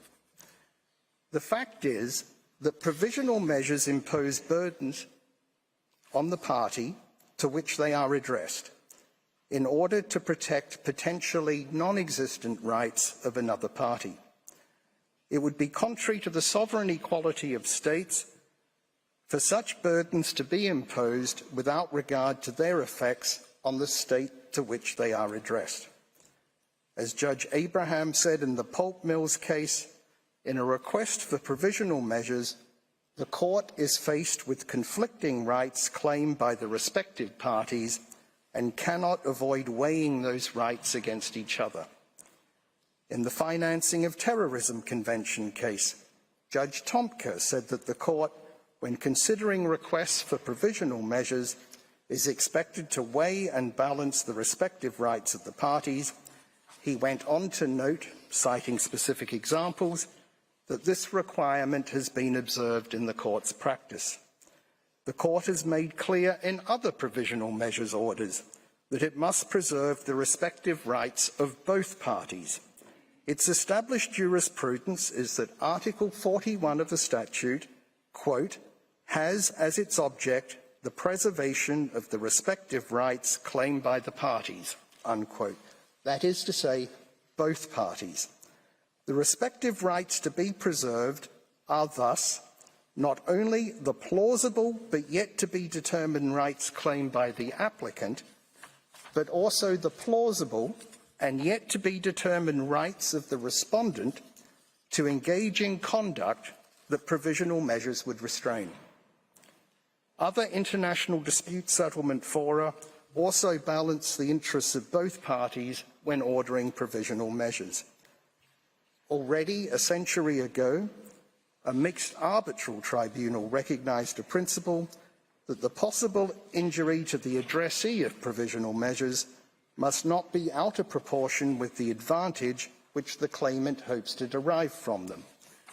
The Institute of International Law has now recognised a general principle of law that international and national courts and tribunals may grant interim relief, and, as a requirement for such measures, that the risk of injury to the applicant must outweigh the risk of injury to the respondent. This principle is also recognised by other international dispute settlement mechanisms. Other principles applied when indicating provisional measures are that none of the parties can be put at a disadvantage, that measures should not go beyond what is necessary to achieve their end, that the measures must not cause irreparable prejudice to the rights of the respondent, and that any impression of bias must be avoided. These principles are all aspects of the most basic and elementary duty of the court to ensure equality between the parties. Article 41 of the statute states that provisional measures are to preserve the respective rights of either party. It does not refer solely to the rights of the applicant for provisional measures. Not to apply such principles would be absurd. Suppose that the Genocide Convention and the Court had already been in existence during the Second World War, and that the Allied powers were all parties to the Convention without reservation, while the Axis powers were not.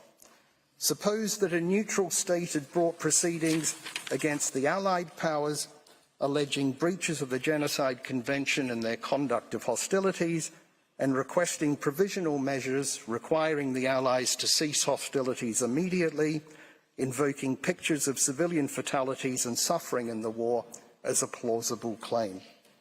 Such provisional measures would have required the Allies to surrender to the Axis powers, even though the case against them might later have been held to be wholly unfounded, without any consideration by the court of whether genocide was being committed by the Axis powers.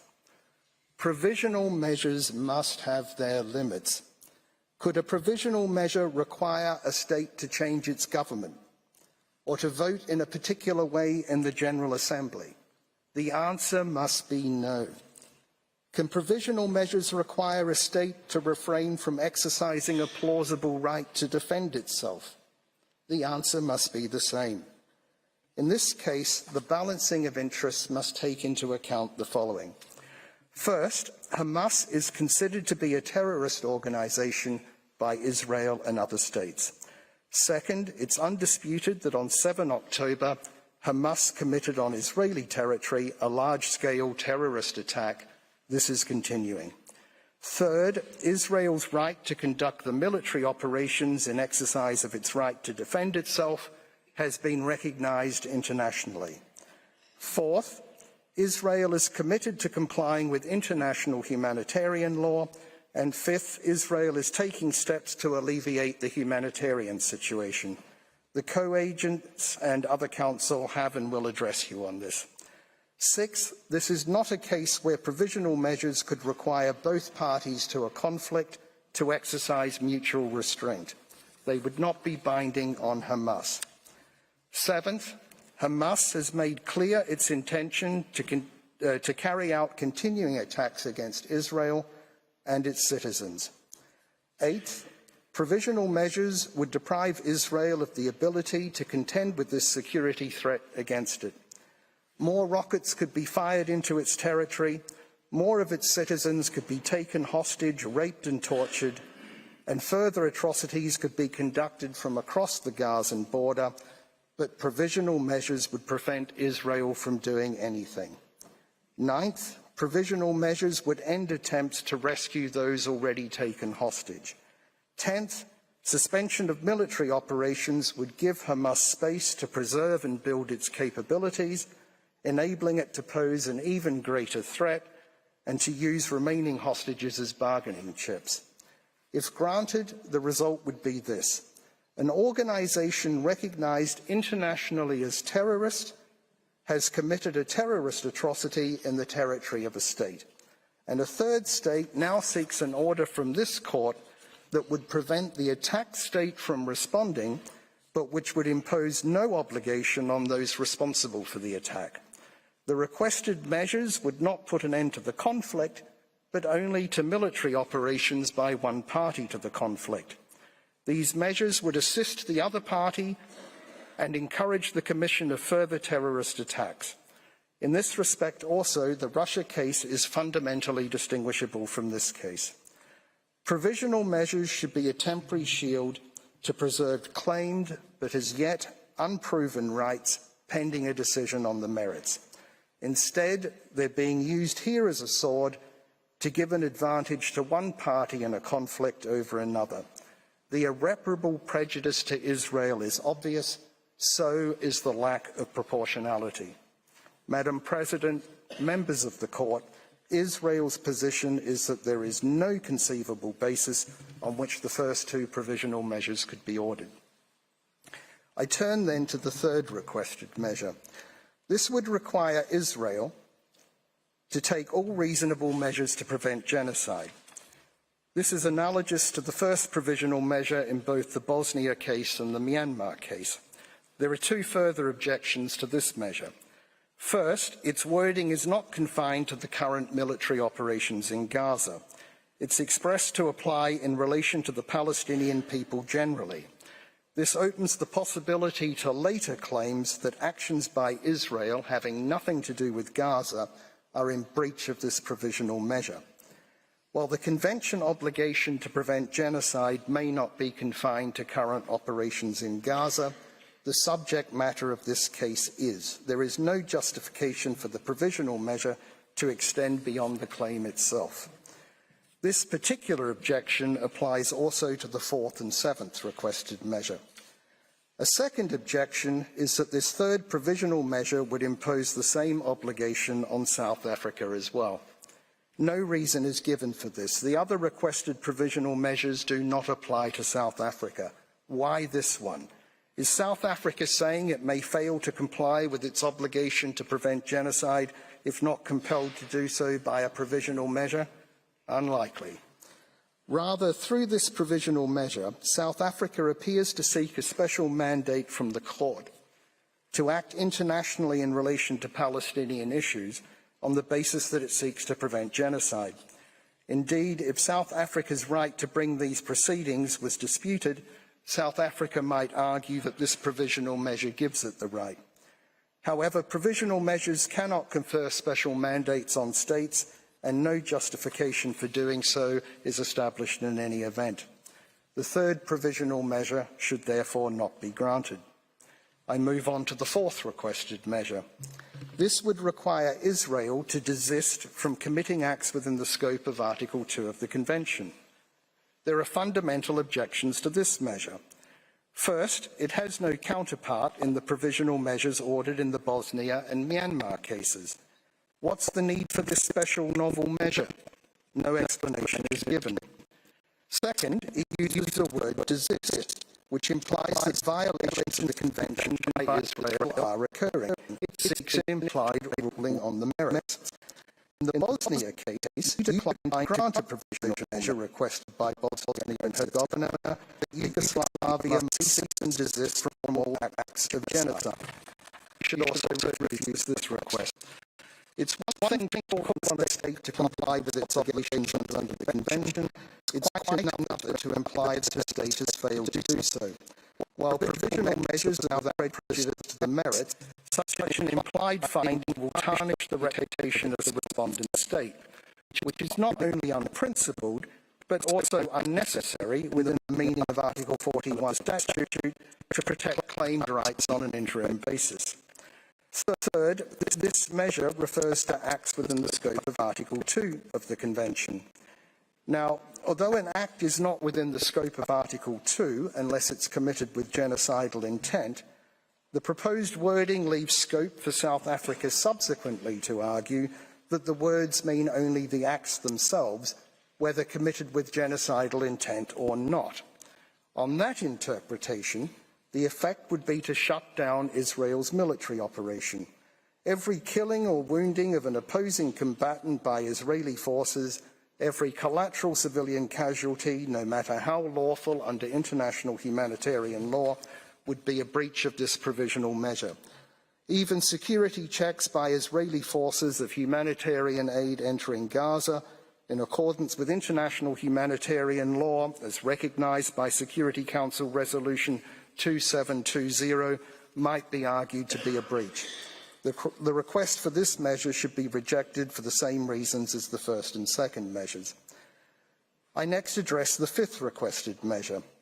This specifies types of acts to be regarded as deliberately inflicting conditions of life calculated to bring about physical destruction for purposes of the fourth provisional measure. This measure is also objectionable. First, it's not a freestanding measure, but an elaboration of paragraph C of the fourth measure. If the fourth measure is not granted, then the fifth measure falls away. Secondly, no analogous provision is found in the provisional measures order in the Bosnia and Myanmar cases, and no special need for such a new measure is established. Third, it again uses the word desist. Fourth, it seeks further impermissible implied rulings on the merits. For instance, it refers to so-called expulsion and forced displacement of Palestinians from their homes. This is an apparent reference to Israel's practice of issuing calls for civilians to temporarily evacuate areas of intense hostilities, which is in fact a measure to mitigate harm to civilians. This measure thus seeks the court's ruling that evacuation calls amount to expulsion and forced displacement of Palestinians from their homes. Does South Africa suggest that Israel should cease giving warnings to civilians before military operations? How would that protect the rights that South Africa claims? Similarly, paragraph C of this measure seeks the court's ruling that damage to buildings in military operations, presumably even when lawful under international humanitarian law, amount to the destruction of Palestinian life in Gaza.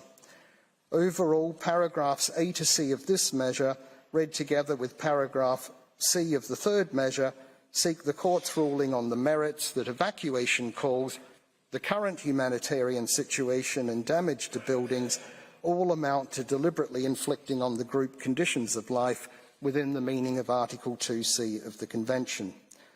The reality is that the conflict and the humanitarian situation cannot be resolved overnight. This provisional measure seems designed to ensure that Israel will be in breach of it as soon as it is made. Its sole purpose seems to be to prejudice the merits, not to preserve rights on an interim basis. It should also not be granted. The sixth requested measure incorporates two separate measures. The first of these would require Israel to ensure that its military and organisations and persons subject to its control do not commit acts falling within Articles 2 or 3 of the Convention. It's analogous to the second provisional measure in the Bosnia and Myanmar cases, respectively. But an objection to this is the reference to any irregular armed units or individuals that may be directed, supported, or otherwise influenced by Israel. This wording has simply been copied from the second provisional measure in the Bosnia and Myanmar cases. However, in those cases, the applications instituting proceedings expressly allege the existence of irregular armed units. The reference is inappropriate in this case. There's no suggestion of forces other than the Israel Defence Forces on whose commitment to international humanitarian law you have and will be addressed on today. The second part of the sixth provisional measure contains an obligation to punish genocide. No such provision was included in the Bosnia or Myanmar provisional measures order. Punishment of genocide is not something that needs to be done urgently in order to protect claim rights on a provisional basis. This measure should also not be granted. The seventh provisional measure also comprises two separate measures. The first would require Israel to take measures to prevent destruction of evidence. The court has indicated such a measure on two recent occasions, but declined to do so on two other recent occasions, despite a specific request by the applicant. In the cases where it was granted, the application for provisional measures specifically alleged that evidence was being destroyed or concealed. In this case, South Africa makes just a bare assertion that there are serious concerns about the destruction of evidence and its effect on future investigation into crimes, and a hampering of scrutiny of Israel's actions. South Africa appears to suggest that the effects of the military operations themselves amount to destruction of evidence, making this yet a further provisional measure, effectively seeking a suspension of military operations. The granting of this measure would imply that there is some reason to suspect concealment of evidence when in fact none has been identified. This again would be an unprincipled and unnecessary tarnishing of reputation.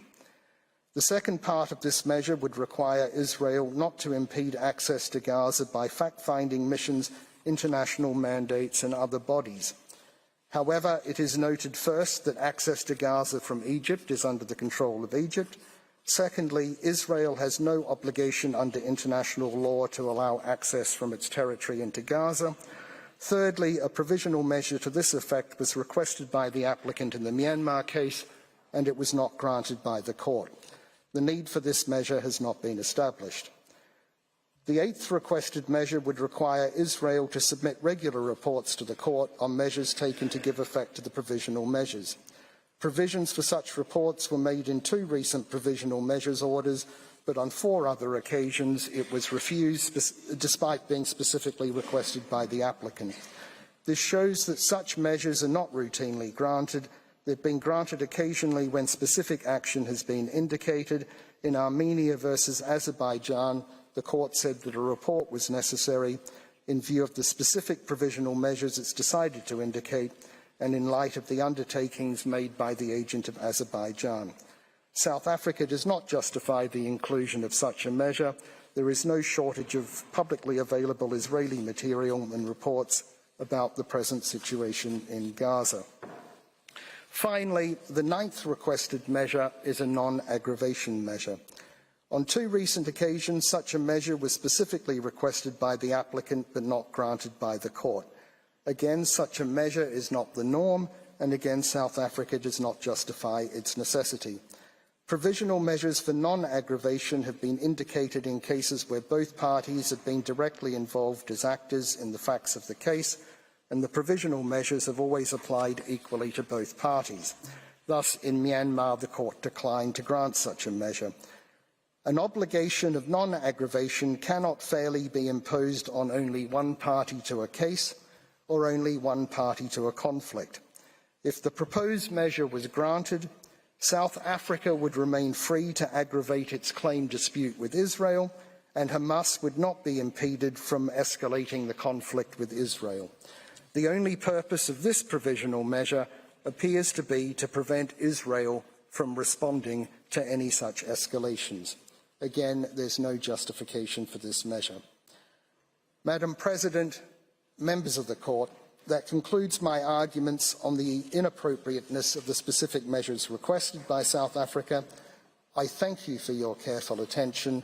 I invite you to call on Mr. Noam, co-agent of Israel, to conclude Israel's arguments. I thank Mr. Staker, and I now invite the co-agent of Israel, Mr. Gilad Noam, to address the court. You have the floor, sir.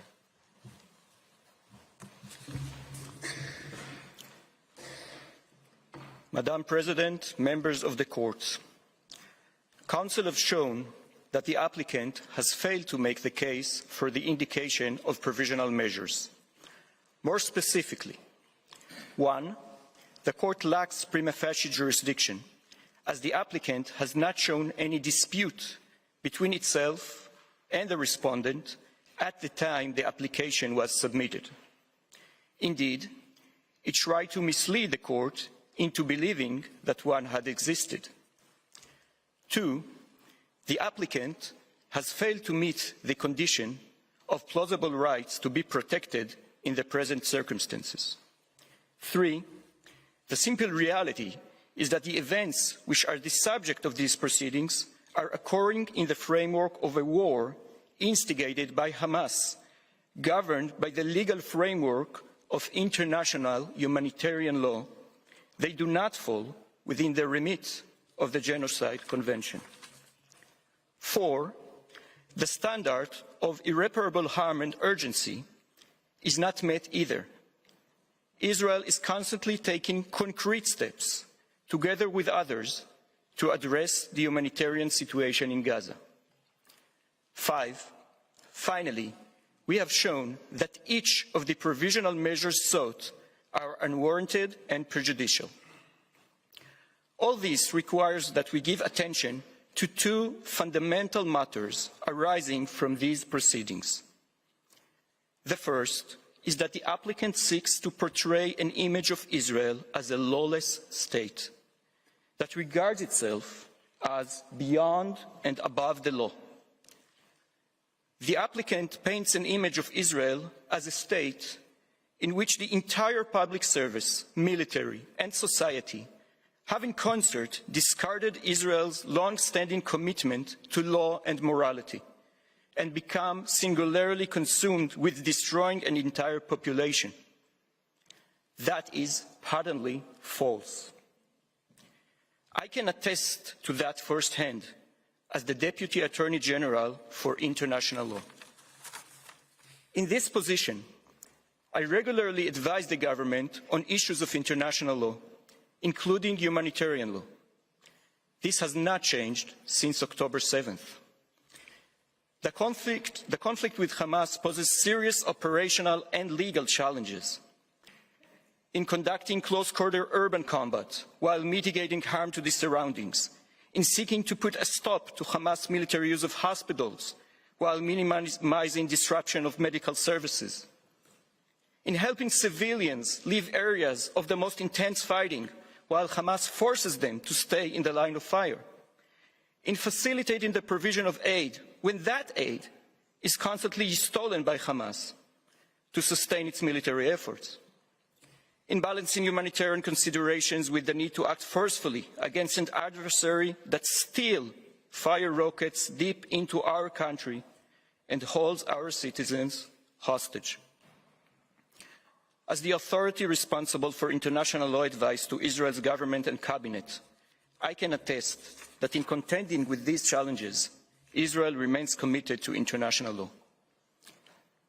When the cannons roar in Gaza, the law is not silent. This has been the case since Israel's establishment in 1948, the same year the Genocide Convention was adopted. Israel's commitment to the rule of law has remained steadfast throughout our history, despite the complex challenges we face as a nation. It reflects the commitments made at the time the state was established, as reflected in our Declaration of Independence, which makes express reference to the principles of the Charter of the United Nations. In 1948, too, Israel was at war, forced upon it. Yet, despite being engaged in a war for its survival, the young state gave great importance to immediately establishing an effective, independent, and impartial legal system. Indeed, one of the first steps the newly formed IDF took in the midst of a war was to establish a military justice system. This system has evolved into an integral part of the institutional structure of the IDF. Thus, the IDF Military Advocate General holds the highest rank in the IDF, save the Chief of Staff, and is institutionally independent from the military chain of command. Her staff, including international law experts, are interwoven into all aspects of the military's activities. They provide legal training and education. They are involved in the drafting and preparation of military plans and doctrines. And they provide ongoing legal advice on a range of issues, including targeting, weaponry, and obligations towards the enemy's civilian population. This remains the case in the current conflict. The civilian legal system, including my department in the Ministry of Justice, serves as an avenue of review for the military legal system. The Attorney General stands at the head of the civilian legal system. In this position, she too enjoys full institutional independence. At all times, the doors to Israel's courts, including Israel's Supreme Court, remain open. This court is widely acknowledged for its willingness to consider issues pertaining to the conduct of hostilities, including ongoing hostilities. Indeed, during the current conflict, the Court has already considered petitions on different aspects of the war. Israel's legal system also ensures accountability. The IDF has a robust law enforcement system. It also maintains an independent mechanism for examining and investigating alleged violations of international humanitarian law. This mechanism is subject to review and oversight by the civilian justice system, including the Supreme Court. This system has been structurally strengthened over the past decade, including by consultations with like-minded states and international experts. Assessing incidents in large-scale hostilities outside of a state's territory requires expertise. Our system is provided with substantial resources and authority to fulfill its mission. The military mechanism is already reviewing incidents relating to the current conflict. The rule of law remains a foundational pillar of the State of Israel. The applicant defames not only Israel's leadership, but also Israeli society. Misrepresenting a selective assortment of statements to suggest genocidal intentions and the abdication of core moral values. Israel's counsel, Professor Shaw, addressed this claim. The shock, anxiety, and deep pain that have affected Israeli society since October 7th naturally lead to harsh statements regarding the enemy that is committed to, indeed driven by, destruction of Jews and Israelis. But our legal system knows how to draw a line between statements that may be troubling and even obscene, but fall within the right of freedom of speech in a democratic society, and those statements which go beyond that right. As the Attorney General reaffirmed publicly recently, any statement calling for intentional harm to civilians contradicts the policy of the State of Israel and may amount to a criminal offense, including the offense of incitement. Several such cases are currently being examined by Israeli law enforcement authorities. You will find this statement in tab 16D in the volume.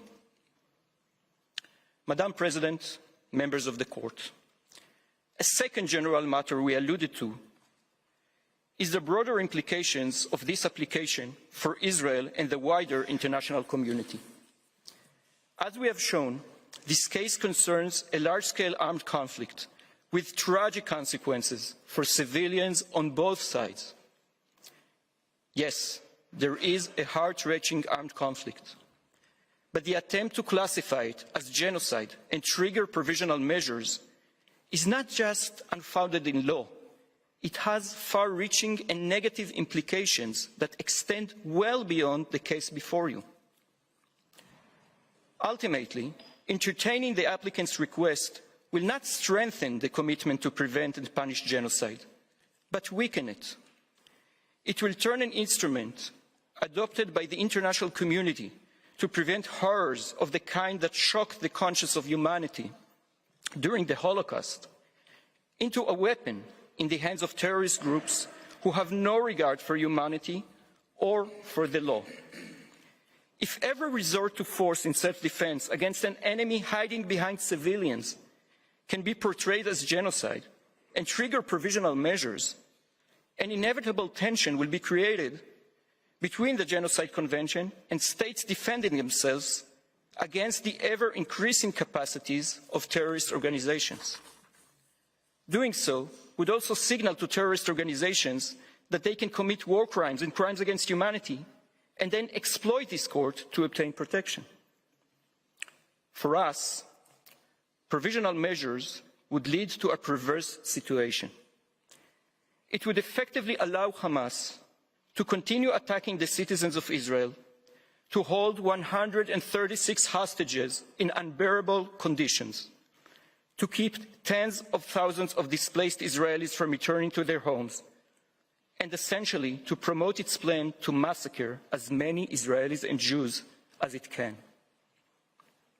Madam President, members of the Court, In living memory of the atrocities that gave birth to the term genocide, in the aftermath of which the State of Israel was founded, we are witness to a concerted and cynical effort to pervert the meaning of the term genocide itself. The Genocide Convention is too important a foundation in humanity's aspiration to defeat barbarism and evil to be belittled in this way. And the faith that has been placed in international law and its institutions is too cherished an asset to be squandered. We appeal to this court not to be taken down that dangerous road. Madam President, members of the court, for all the above reasons, Israel requests the court, in accordance with Article 60, paragraph 2 of the rules of the court, for the reasons given during the hearing of January 12, 2024, and any other reasons the court might deem appropriate. 1, to reject the request for the indication of provisional measures submitted by the applicant. 2, to remove the case from its list. Madam President and members of the court, that concludes Israel's observations. Thank you for your kind attention. I thank the co-agent of Israel, whose statement brings to an end the single round of oral argument of Israel, as well as the present series of sitting. In accordance with the usual practice, I shall request the agents of both parties to remain at the court's disposal to provide any additional information the court may require. The court will render its order on the request for the indication of provisional measures submitted by South Africa as soon as possible. The agents of the parties will be advised in due course as to the date on which the court will deliver the order in public sitting. Since the court has no other business before it today, the sitting is declared closed.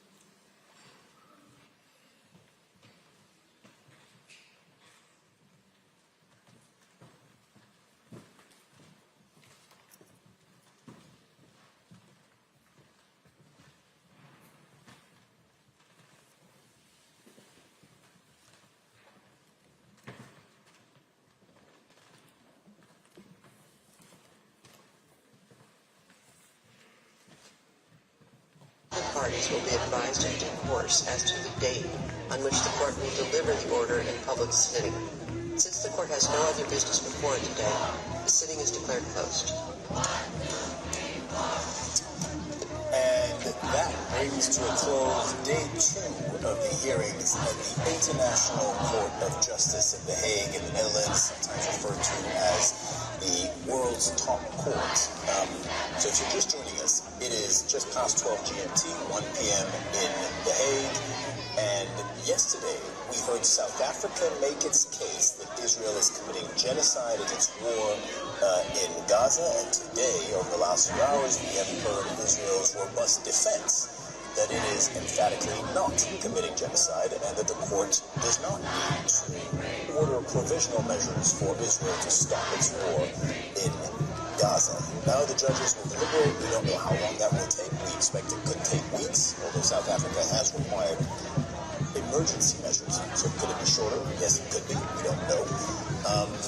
Let's turn to THglauC and political analyst Marwan Bashar. Marwan, you've listened to, what has it been, 3 hours? 3 hours of this, almost non-stop, except for a little 10-minute coffee break for the judges too.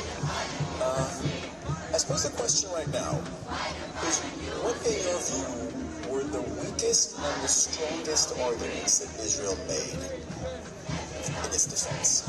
So, I think it's probably best to compare the 3 hours today with the 3 hours of yesterday, sir, because we have a very clear juxtaposition arguments here.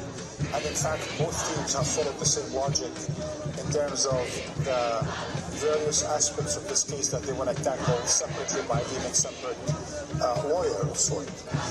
I thought, grosso modo, generally speaking, I thought Israel lost the moral, factual, historical, humanitarian argument.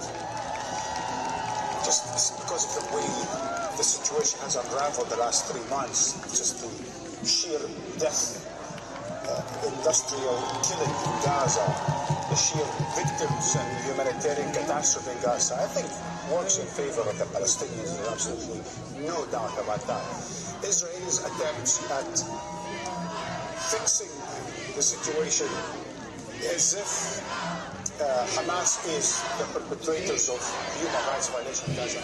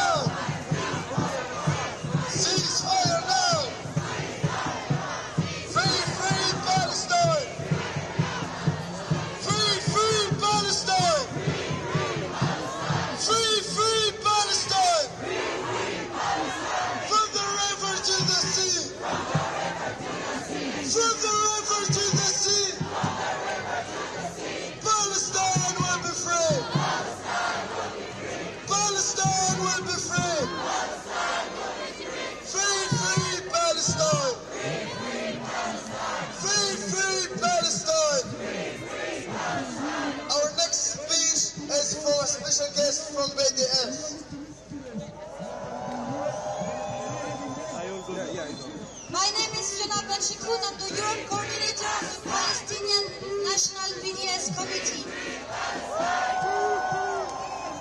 What's happening is historic. It vindicates all Palestinian struggle against oppression. It's the first time in 75 years of oppression that Israel is exposed on the international stage for its settler colonial apartheid system, its brutality and genocide. And we thank South Africa for its courageous leadership, for its meaningful solidarity with the Palestinian people. But Palestinians know very well that international law is not alone bring about justice, and certainly not achieve liberation. Human agency does. This is why BDS movement is building people power to ensure accountability and end all states, Israeli or international corporates and institutional complicity with Israel apartheid settler colonial regime.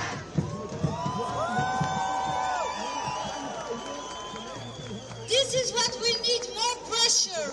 We need to escalate the pressure on all those that are complicit with this genocide on 2.3 million of Palestinians in the occupied and besieged Gaza Strip.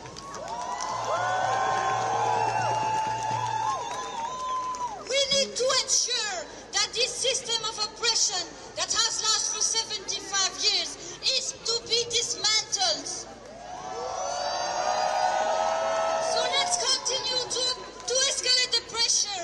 Let's continue to support the Palestinian struggle for freedom, justice, and equality until liberation. Thank you, South Africa, for making these days historic, and thank you for Palestinians to resist to oppression for 75 years.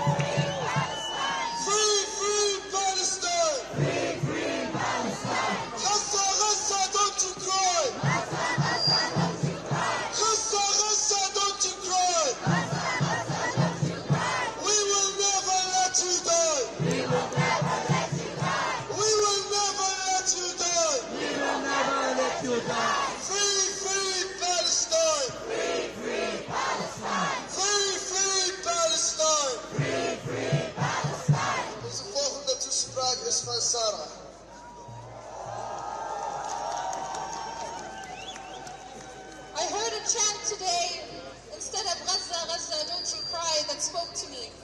Yamma, yamma, don't you cry. Palestine will never die. Yamma, yamma, don't you cry. Palestine will never die. My name is Sarah Rashdan. I'm from Kulna, Palestine.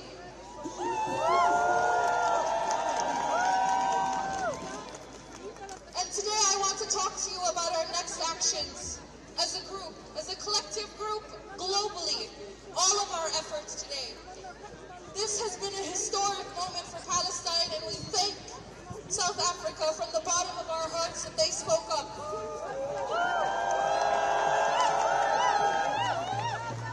We see no one better fit than our South African brothers and sisters to represent us in the court.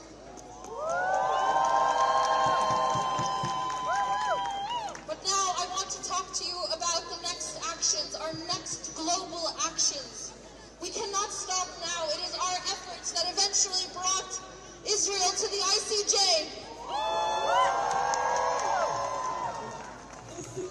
And it is with all of our collective efforts that we will bring justice to Palestine. So please listen closely to the next points. This is not only for those in the Netherlands, as we are gathered here today with people from Belgium, from people in France, from people in Germany, with people from America. There are people here from all over the globe.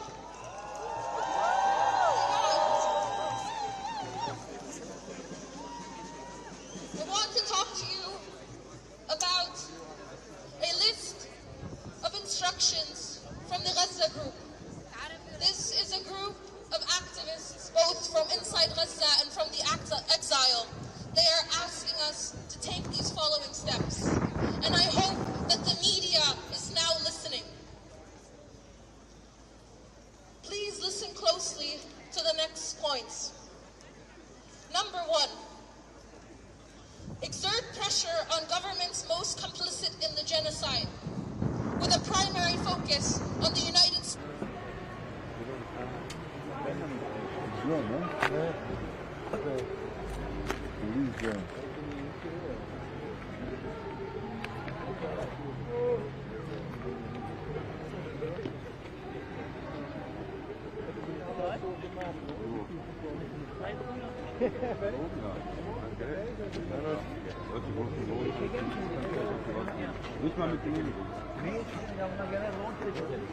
Only police drone? Yeah.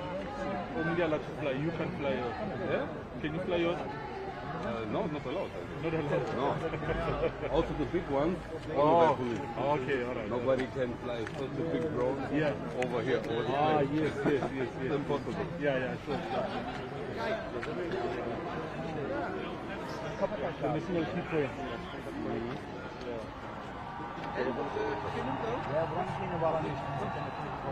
Ja, dat is. Ben je er ook middenin geweest? Ja, maar een stoep. Ja,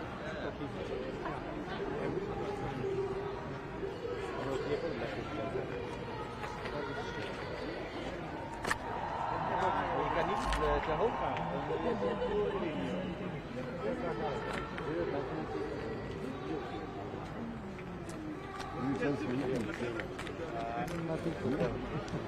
Let's get the visuals from the police.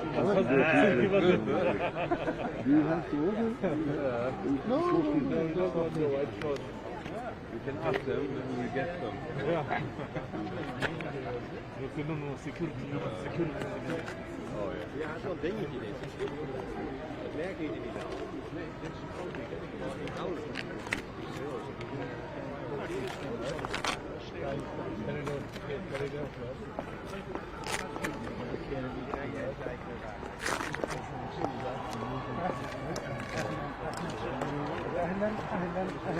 En de knijp. Nee. Ik denk dat het de pot en dat deed ze aan de andere kant ook. Als je daar hoort,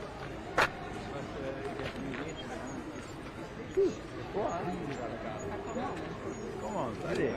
Dernier jour. Sprekers ook en dan iedereen. Je retournes à l'hôtel? Oh, on n'a pas terminé encore. On n'a pas terminé encore, monsieur le tutelle, avec voiture. On y va, hein, gratuit. Hein. On n'aura pas terminé avant 8-9 heures. Oui, yes.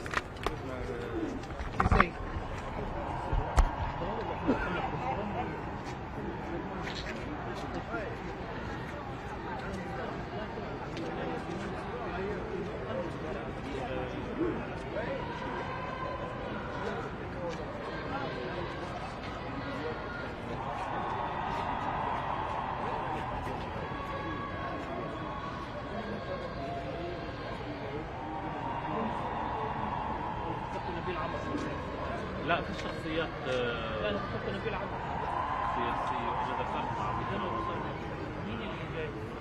مساعد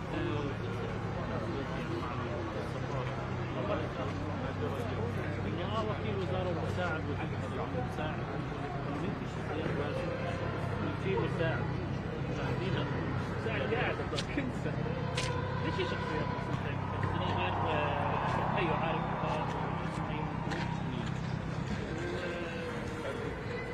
هذا رجل السرعة هذا وكل هذا بدك تمشي منه كلمته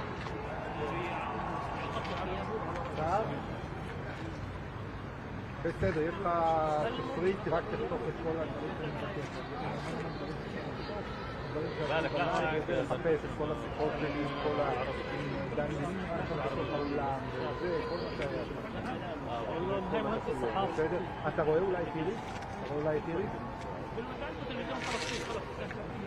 וואו, אני חייב שהיא תדגום אותי, להביא קצת חומרים.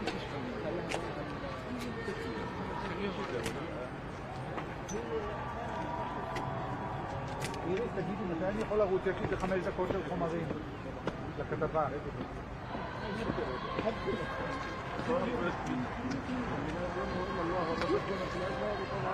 רואה שמדובר על שיר, לייב ירושלים, תגידי מתי לרוץ.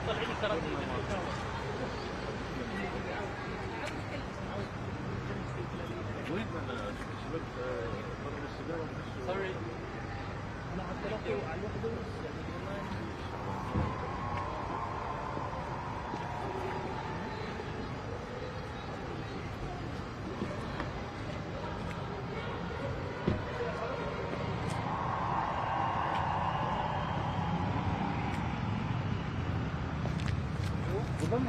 Burada çimenlerden kenarına yapalım.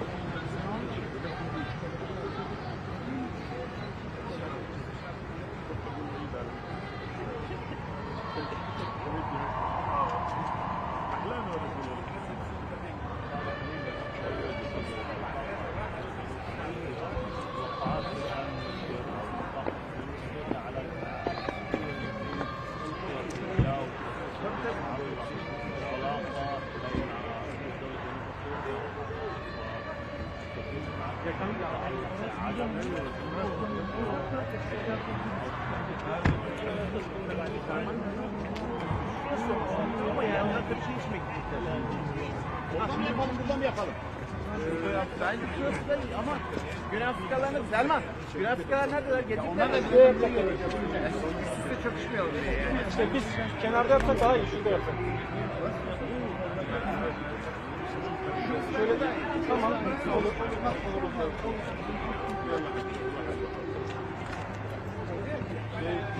Önce Türkçe yapacağız. Sonra İngilizce.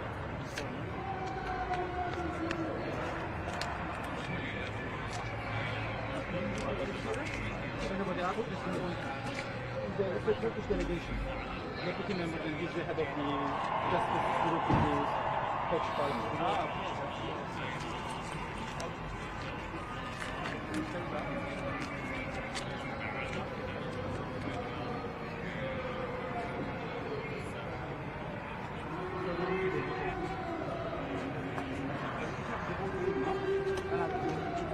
Değerli basın mensupları, hepinize iyi günler diliyorum.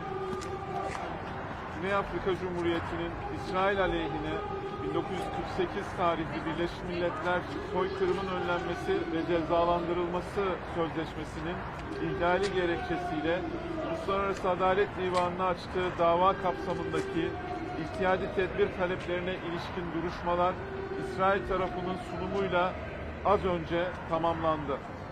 Biz de Türkiye Büyük Millet Meclisi heyeti olarak duruşmayı arkamızdaki Barış Sarayı'ndaki salonda takip ettik.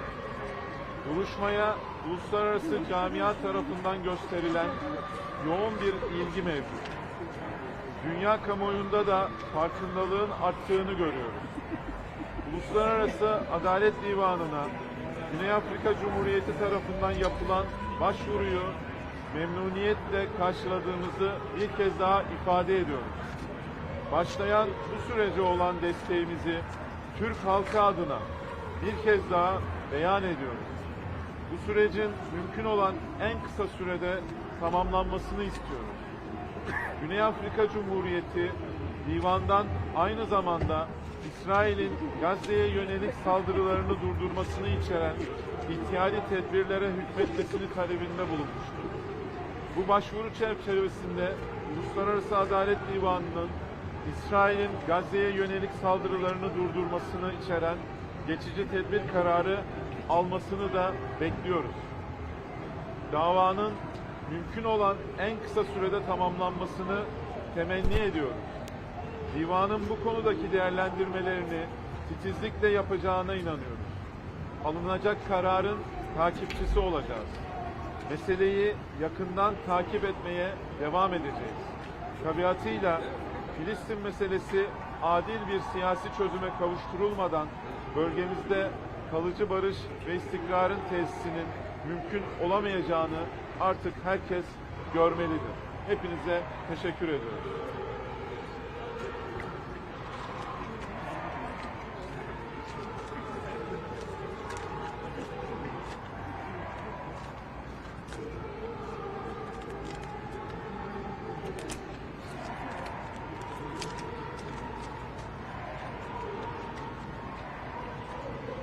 Dear members of the international press, the public hearings on the request for provisional measures in the context of the proceedings instituted by South Africa against Israel at the International Court of Justice on the grounds of violation of the 1948 Convention on the Prevention and Punishment of the Crime of Genocide have just concluded with the presentation of the Israeli side. As the delegation of the Grand National Assembly of Turkey, we follow the public hearing in the Peace Palace behind us. Intense interest was shown in the hearings by the international community. We see that awareness is also increasing in international public opinion. We welcome the application made by the South Africa to the ICJ. On behalf of the Turkish people, we once again declare our support for this process.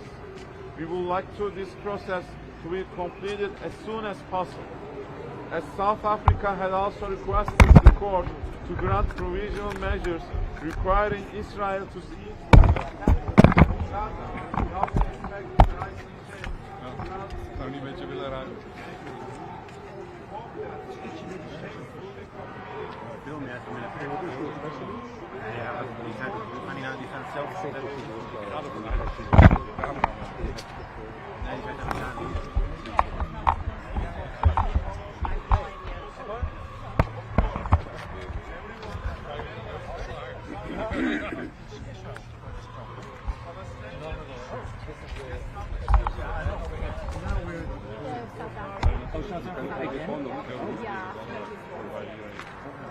Okay, so Israel is not going to speak to us.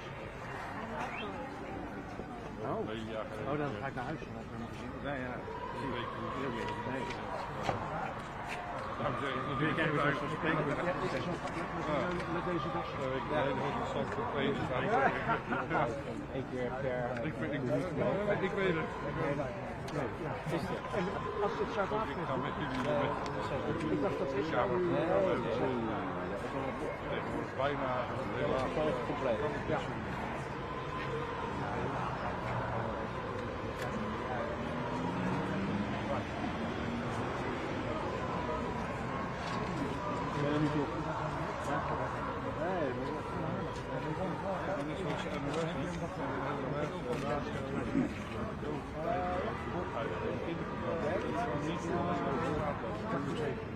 Oh ja. Wassenaar, ben je ook niet hoor je nog daar of niet? Ben je wel eens geweest? Nee, ik wist dat je daar woonde. Heb je nog die Discovery? Nee, die was zo. Ja, daar doen we heel veel mee. Ja, ik weet niet wat de luchtvier en zo.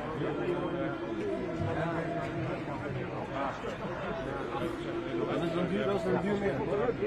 Daar fotografen.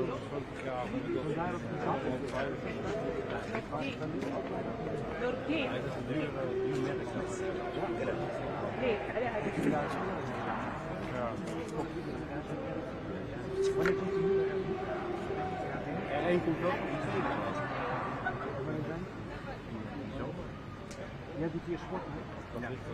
سننتهك قبل حين مرافعة إسرائيل في هذا اليوم الثاني والأخير من جلسات الاستماع لمحكمة العدل الدولية في الدعوة التي رفعتها جنوب أفريقيا ضد إسرائيل واتهامها أي جنوب أفريقيا إسرائيل بارتكاب أعمال إبادة للشعب الفلسطيني وخاصة مطالبة جنوب أفريقيا محكمة العدل الدولية بأن تصدر قرارات إجراءات عاجلة في أقرب وقت ممكن لأجل وقت أعمال الإبادة والأمر باعتبار أن إسرائيل طرف في محكمة في معاهدة منع الإبادة أن تلزم إسرائيل بهذه الإجراءات العاجلة وقف العمليات الحربية في انتظار أن تنظر المحكمة في جوهر هذه العمليات. عمليا الجلسات اللي انتهت يوم أمس واليوم رئيسة المحكمة قالت في نهاية الجلسة أن القرار سيصدر في أقرب وقت ممكن حسب تقديرات العارفين بشؤون المحكمة. هذا الأجل أو هذا الموعد قد يتراوح من 10 إلى 20 يوما. الإجراء الذي تتوقعه جنوب أفريقيا أو يتمناه الفلسطينيون هو أن تأمر المحكمة إسرائيل بوقف هذه العمليات العسكرية من الجانب الإسرائيلي على مدى 3 ساعات صباح اليوم. توالى الكلاهما دافع أو حاول التشكيك في الأدلة والمستندات القانونية والأدلة في الميدان، الأدلة المادية ووقائع في الميدان، وكذلك البيانات الرسمية التي رأت جنوب أفريقيا أن حكام إسرائيل اليوم يعني القيادات السياسية خاصة الحكومة والقيادة العسكرية أدلوا بتصريحات كثيرة تؤكد نواياهم وعزمهم على إبادة الشعب الفلسطيني. الجانب الإسرائيلي دعا المحكمة إلى رفض الشكوى ورفض الدعوة كاملة وعدم اتخاذ أي إجراء. في جملة أو جملتين المرافعات الإسرائيلية صورت ما يجري في 3 أشهر على أنها حرب بين إسرائيل وحماس، أن إسرائيل تحترم القانون الإنساني وأنها قامت بفتح مستشفيات أو السماح بالمستشفيات الميدانية إلى غير ذلك، أنها وزعت منشورات، أنها بعثت بآلاف الرسائل القصيرة لإنذار السكانيين بموضع عمليات القصف. فتقريبا كل الأمر أن كل ما قاله الجانب الإسرائيلي أن ما يجري هو حرب إسرائيل ضد منظمة حماس، ليست حربا ضد الشعب الفلسطيني، أن إسرائيل تحترم القانون الإنساني الدولي، وأن ما قاله مسؤولوها أخرج عن نطاقه وأخرج عن نطاقه في هذه المحكمة. وبالتالي نعم لا يمكن أن نقول أن لغة هذه الطرشان نعم. القرار المتوقع حول الإجراءات العاجلة، القرار المتوقع ويتعلق بالإجراءات العاجلة التي تطالب بها جنوب أفريقيا ويتمناها الفلسطينيون، هذا القرار سيصدر في وقت قريب من 10 أيام إلى 20 يوما من هنا. وهذا القرار هو إجراء وقائي أو إجراء احترازي. تتمنى جنوب أفريقيا أن تطالب المحكمة إسرائيل عندما سيصدر هذا القرار دعنا نقول بعد 10 أيام أو في بداية شهر فبراير المقبل أن تطلب من إسرائيل وقف العمليات العسكرية. هذا واحد. ثانيا النظر والحكم النهائي في جوهر الدعوة التي رفعتها جنوب أفريقيا ضد إسرائيل. هذه الدعوة تتطلب بعض الوقت أشهرا بالنسبة للمحكمة حتى تقول حكمها وكلمتها الأخيرة.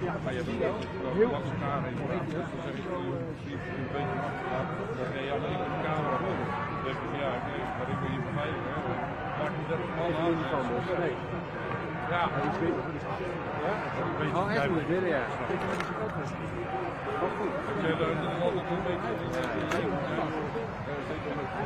Vroeger kon je nog geld verdienen, papa. Heel mooi. Gelijk belegd in de steekhout. Ja,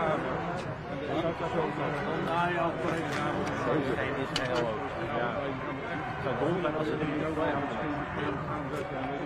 Die komt nog wel. Dat moet je wel even weten. En de andere doet, bij wijze van spreken, als ze er daar eens tegen gooien, dan gaat het wel leuk om elkaar gewoon een keer. Ja, gezellig. Hebben we niet een keer koffie gedaan? Ja, in Amsterdam. Ook daar. Van de minuut hier. Klopt. Ja, dat is waar, ja. Ja, dat was ook iets hier. Ja, ja. Nog ding. Ik weet niet of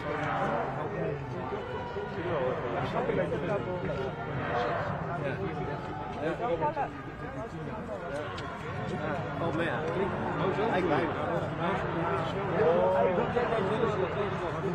Ik bedoel er nu meer met elkaar leiding.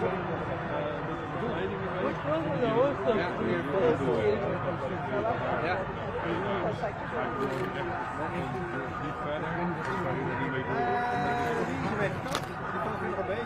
Van die minuut die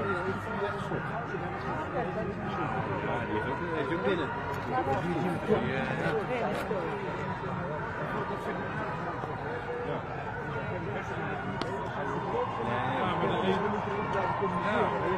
Ja, maar de ene niet zegt, maar als je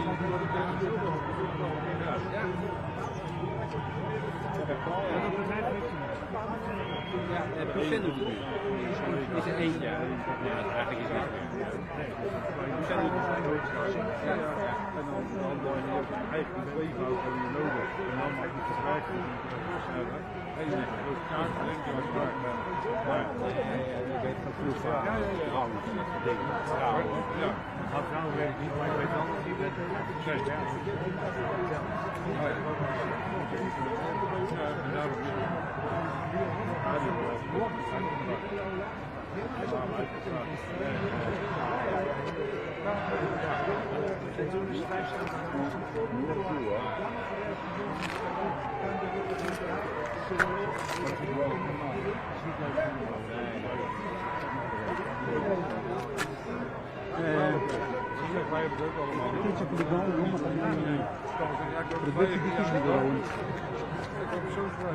راح علينا التركي والله كان يكون كويس.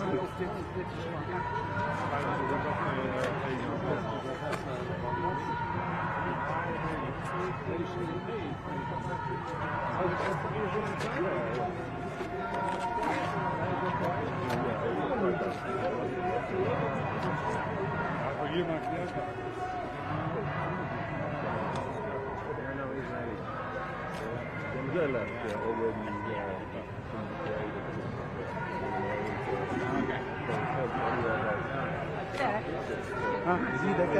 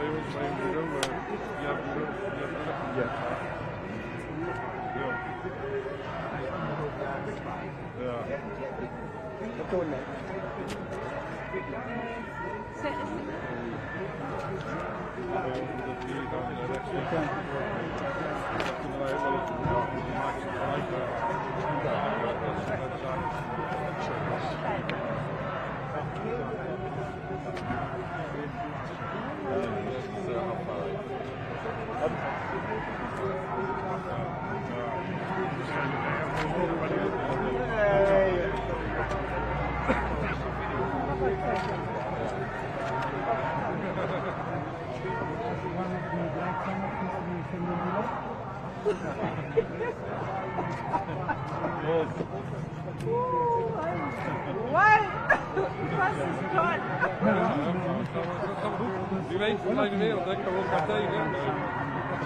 Oh, in that context, yeah.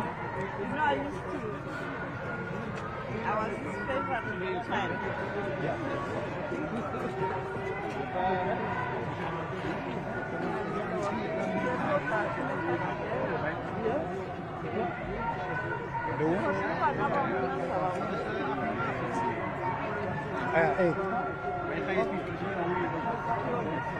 لا كله المتحدث من الشكول هو وفد كبير مع الشمس هم جايين لصبيح كله يعني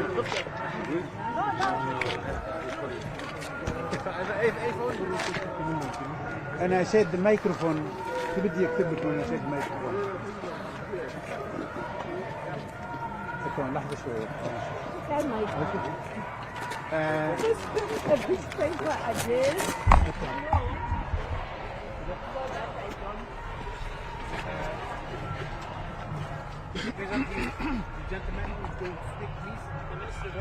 Okay. Yeah, is the Minister of Justice.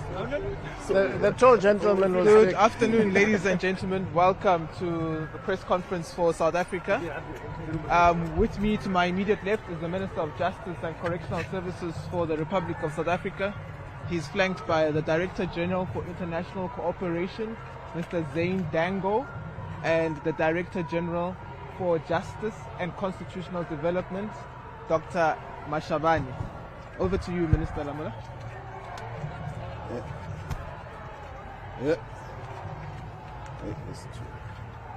Thank you very much.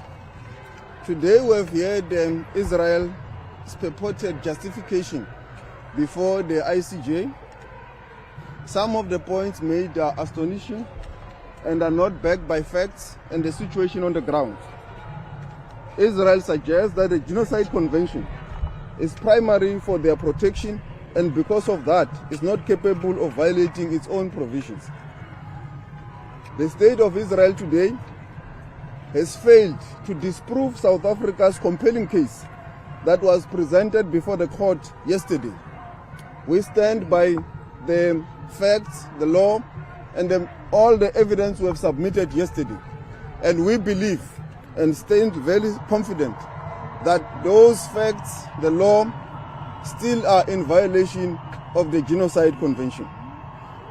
In particular, I will just highlight some few areas.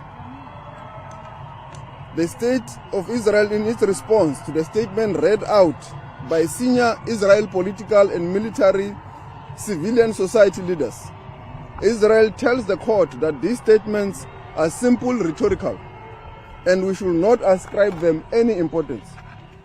There is no debate about what the Prime Minister's term Amalek means and how it is understood by soldiers fighting on the ground, by the Israel people. There is no serious debate that Israel is now actually rolling out the Gaza Nakba. They admit that the statements were made, but astonishingly, that it was made as rhetoric, that these were made by people outside power, no policy makers, does not explain or condemn the actions of soldiers. How can you ignore the statement of the Prime Minister, ignore the statement of the Defense Minister, ignore the ground forces singing, repeating what the Prime Minister has said? That is clear implementation of policy. Israel in its address has chosen to focus extensively on the events of the 7th of October. By our reckoning, Israel's various representatives spent at least 20 minutes describing and talking about the horrors of that day. South Africa has not ignored these events, as Israel has alleged in court. It has unequivocally condemned and continued to condemn the 7th of October 2023 attack on Israel by Hamas forces. This has been recorded diplomatically in the note verbal sent on the 21st of December 2023. And we have said this in court. We said it here yesterday before you, in this application before the courts, and we have continued to say that such must also be investigated. South Africa has always said that. South Africa's case before this court is a simple one. Under the Genocide Convention, nothing justifies genocidal acts currently being committed by Israel. Self-defense is no answer to genocide. Nothing can ever justify genocide. There is no balancing exercise as Israel has sought to suggest. The prohibition is absolute. It is peremptory rule of law. No matter what some individual within the group of Palestine in Gaza may have done, and no matter how great the threat to Israel's citizens might be, genocidal attacks on the whole of Gaza and the whole of its population with the intent of destroying them cannot be justified at all. And we also state very clearly that indeed the jurisdictions of the court have been established in terms of the convention, and we have followed all the diplomatic routes and channels to engage with the state. And I will now allow the DG of DERCO to clarify those aspects, Mr. Dango. Thank you, Minister. I think you've covered all the bases. I think the only thing that I want to add is the fact that our request for provisional measures remain strong. The measures that the Israelis outlined today around de-escalation of the intensity of the conflict and access to some humanitarian goods into Gaza have all occurred in the last few days in the run-up to this court. We cannot rely on that as a measure that no further harm will be done to the Palestinians in the run-up to this case being decided on its merits. So the plea for provisional measures remains strong. I also want to touch on issues that were not dealt with in the court but dealt with by statements by the Ministry of Foreign Affairs by Israel, which I think is important. The allegation made yesterday that our legal team is representing Hamas is one that we must take strong umbrage against. This very capable legal team represents the people of South Africa, and they have made a case on the issues of genocide that South Africa brought before this court because we want to stop more harm being done to Palestinians, and it's in the interest of justice. In terms of the assertions that South Africa had praised Hamas in the events following 7th of October, again, it's without any basis in fact, and it's something that we must also reject with contempt. Thank you. Thank you very much, DG and Minister. We'll now take questions of a statement just from our Palestinian brothers. For us, what was obvious today is that Israel is clearly off balance. They have not been able to provide any solid arguments on the basis of fact and law. What Israel has provided today are many of the already debunked lies that have been said before and have been debunked before and dealt with in relation to hospitals being used as military bases, etc., etc. Additionally, we think that what the Israeli team today has tried to provide is the exact thing that South Africa came to the court for, and that is nothing at all justifies genocide. Allow me to say a few words in Arabic, and we're happy to answer any of your questions. من الواضح أن إسرائيل كانت فاقدة لاتزانها اليوم. كل ما قدمته في المحكمة هو نفس الادعاءات السابقة التي ادعتها وكانت تم فضحها من قبل المراسلين على الأرض ومن قبل الوقائع. لو كانت إسرائيل صادقة بنواياها لسمحت بلجان تحقيق بالدخول إلى أرض الواقع والتحقق من ما يحدث على الأرض. كل ما قدمته الإسرائيلي اليوم كان يحتاج إلى إثباتات جدية لجهة الحقائق ولجهة ما حصل لجهة القانون والحقائق.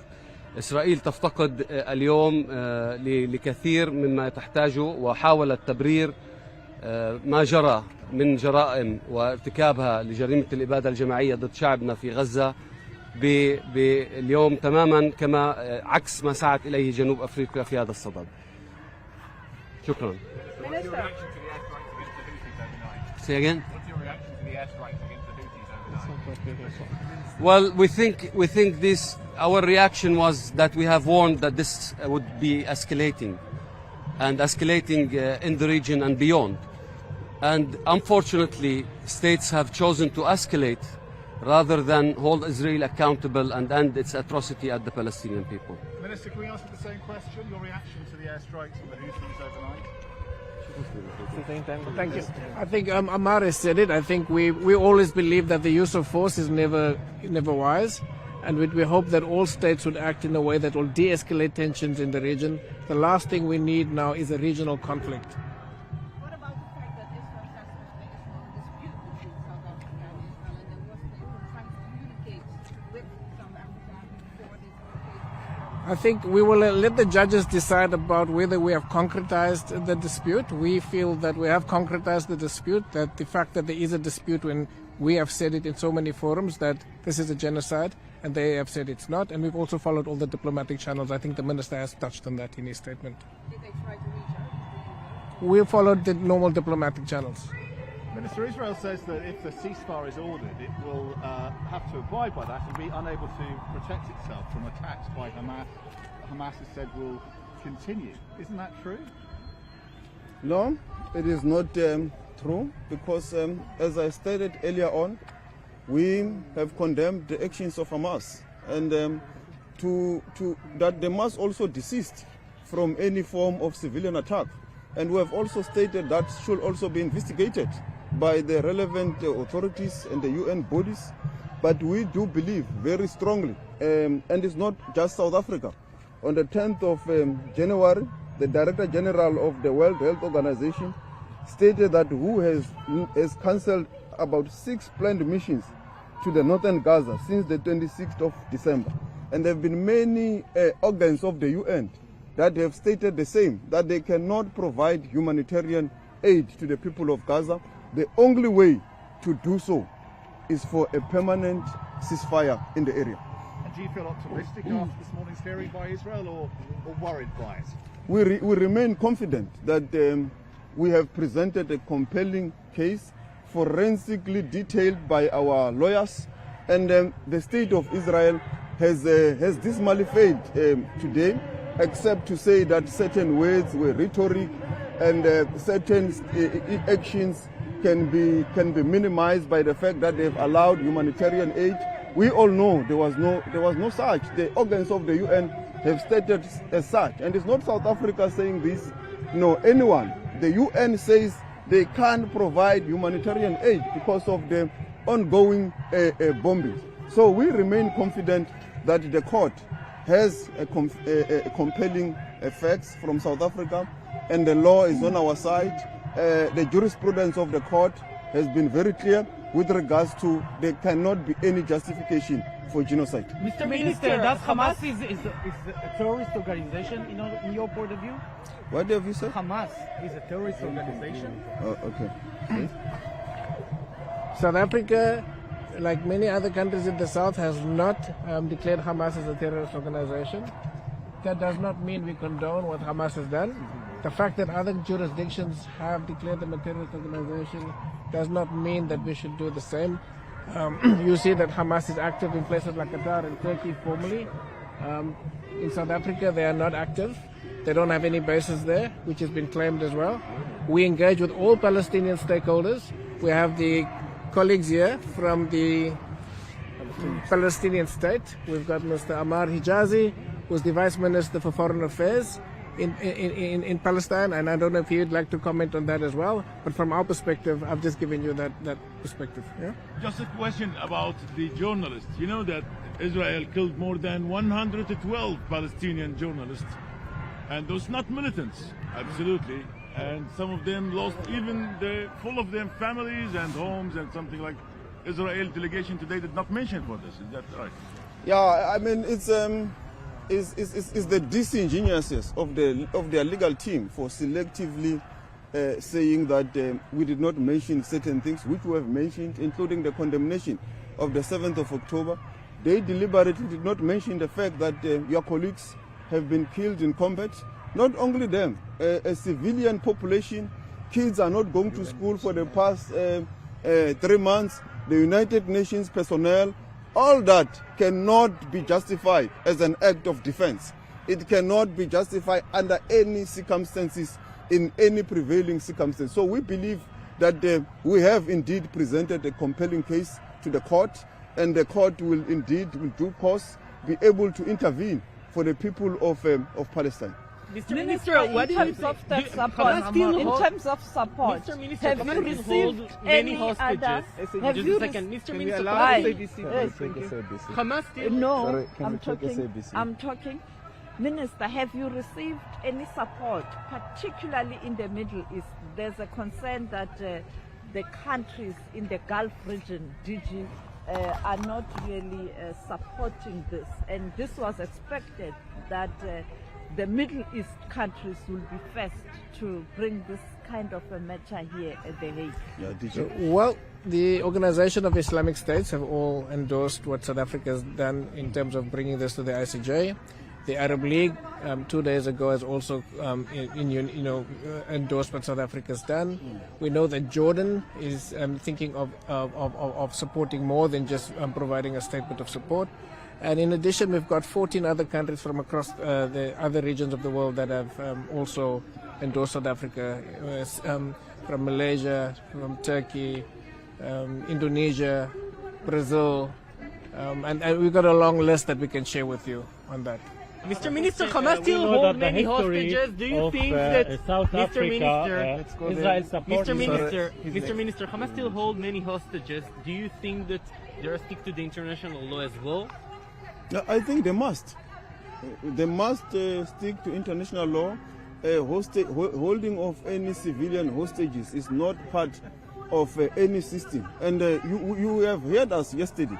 We were very clear that our case is not against the Jewish people, the residents and the civilian population of Israel. Our case is against the actions of the state of Israel, the military, which is targeting the civilian population in Gaza of the Palestinian people. Same goes with Hamas. They must respect international law. They must operate within that. So that is why it's important that... Do you call Hamas let the hostages free? Yes. Yes, they must release them. Yes, my question is, we know like the history of South Africa during the apartheid regime, Israel was one of the countries who supported the apartheid regime. What is the importance today after that South Africa liberated from the apartheid to support the Palestinians here in this court? What's your message to the world? Yeah, this is not revenge from South Africa. This is not revenge from South Africa against Israel.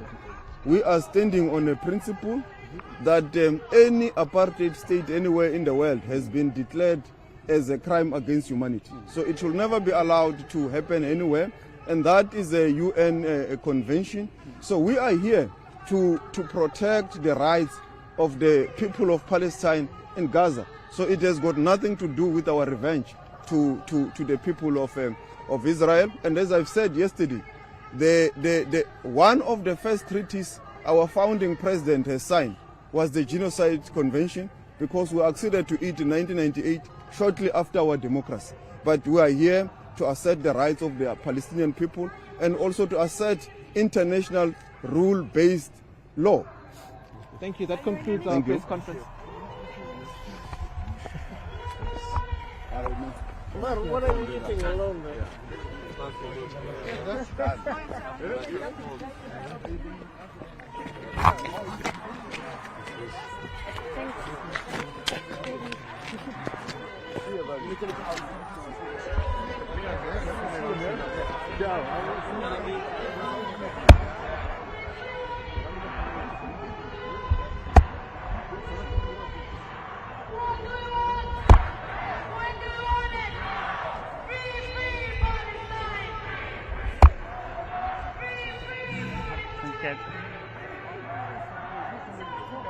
Tu appelles Londres ou je les appelle?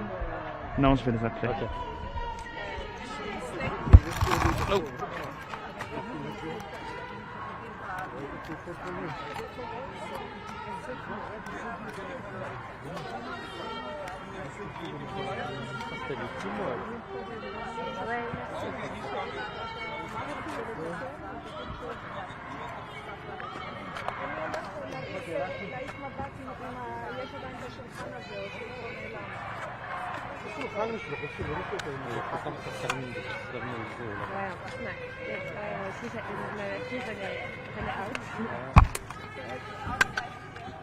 Non, on mettra des gens qui connaissent hein, avec son téléphone.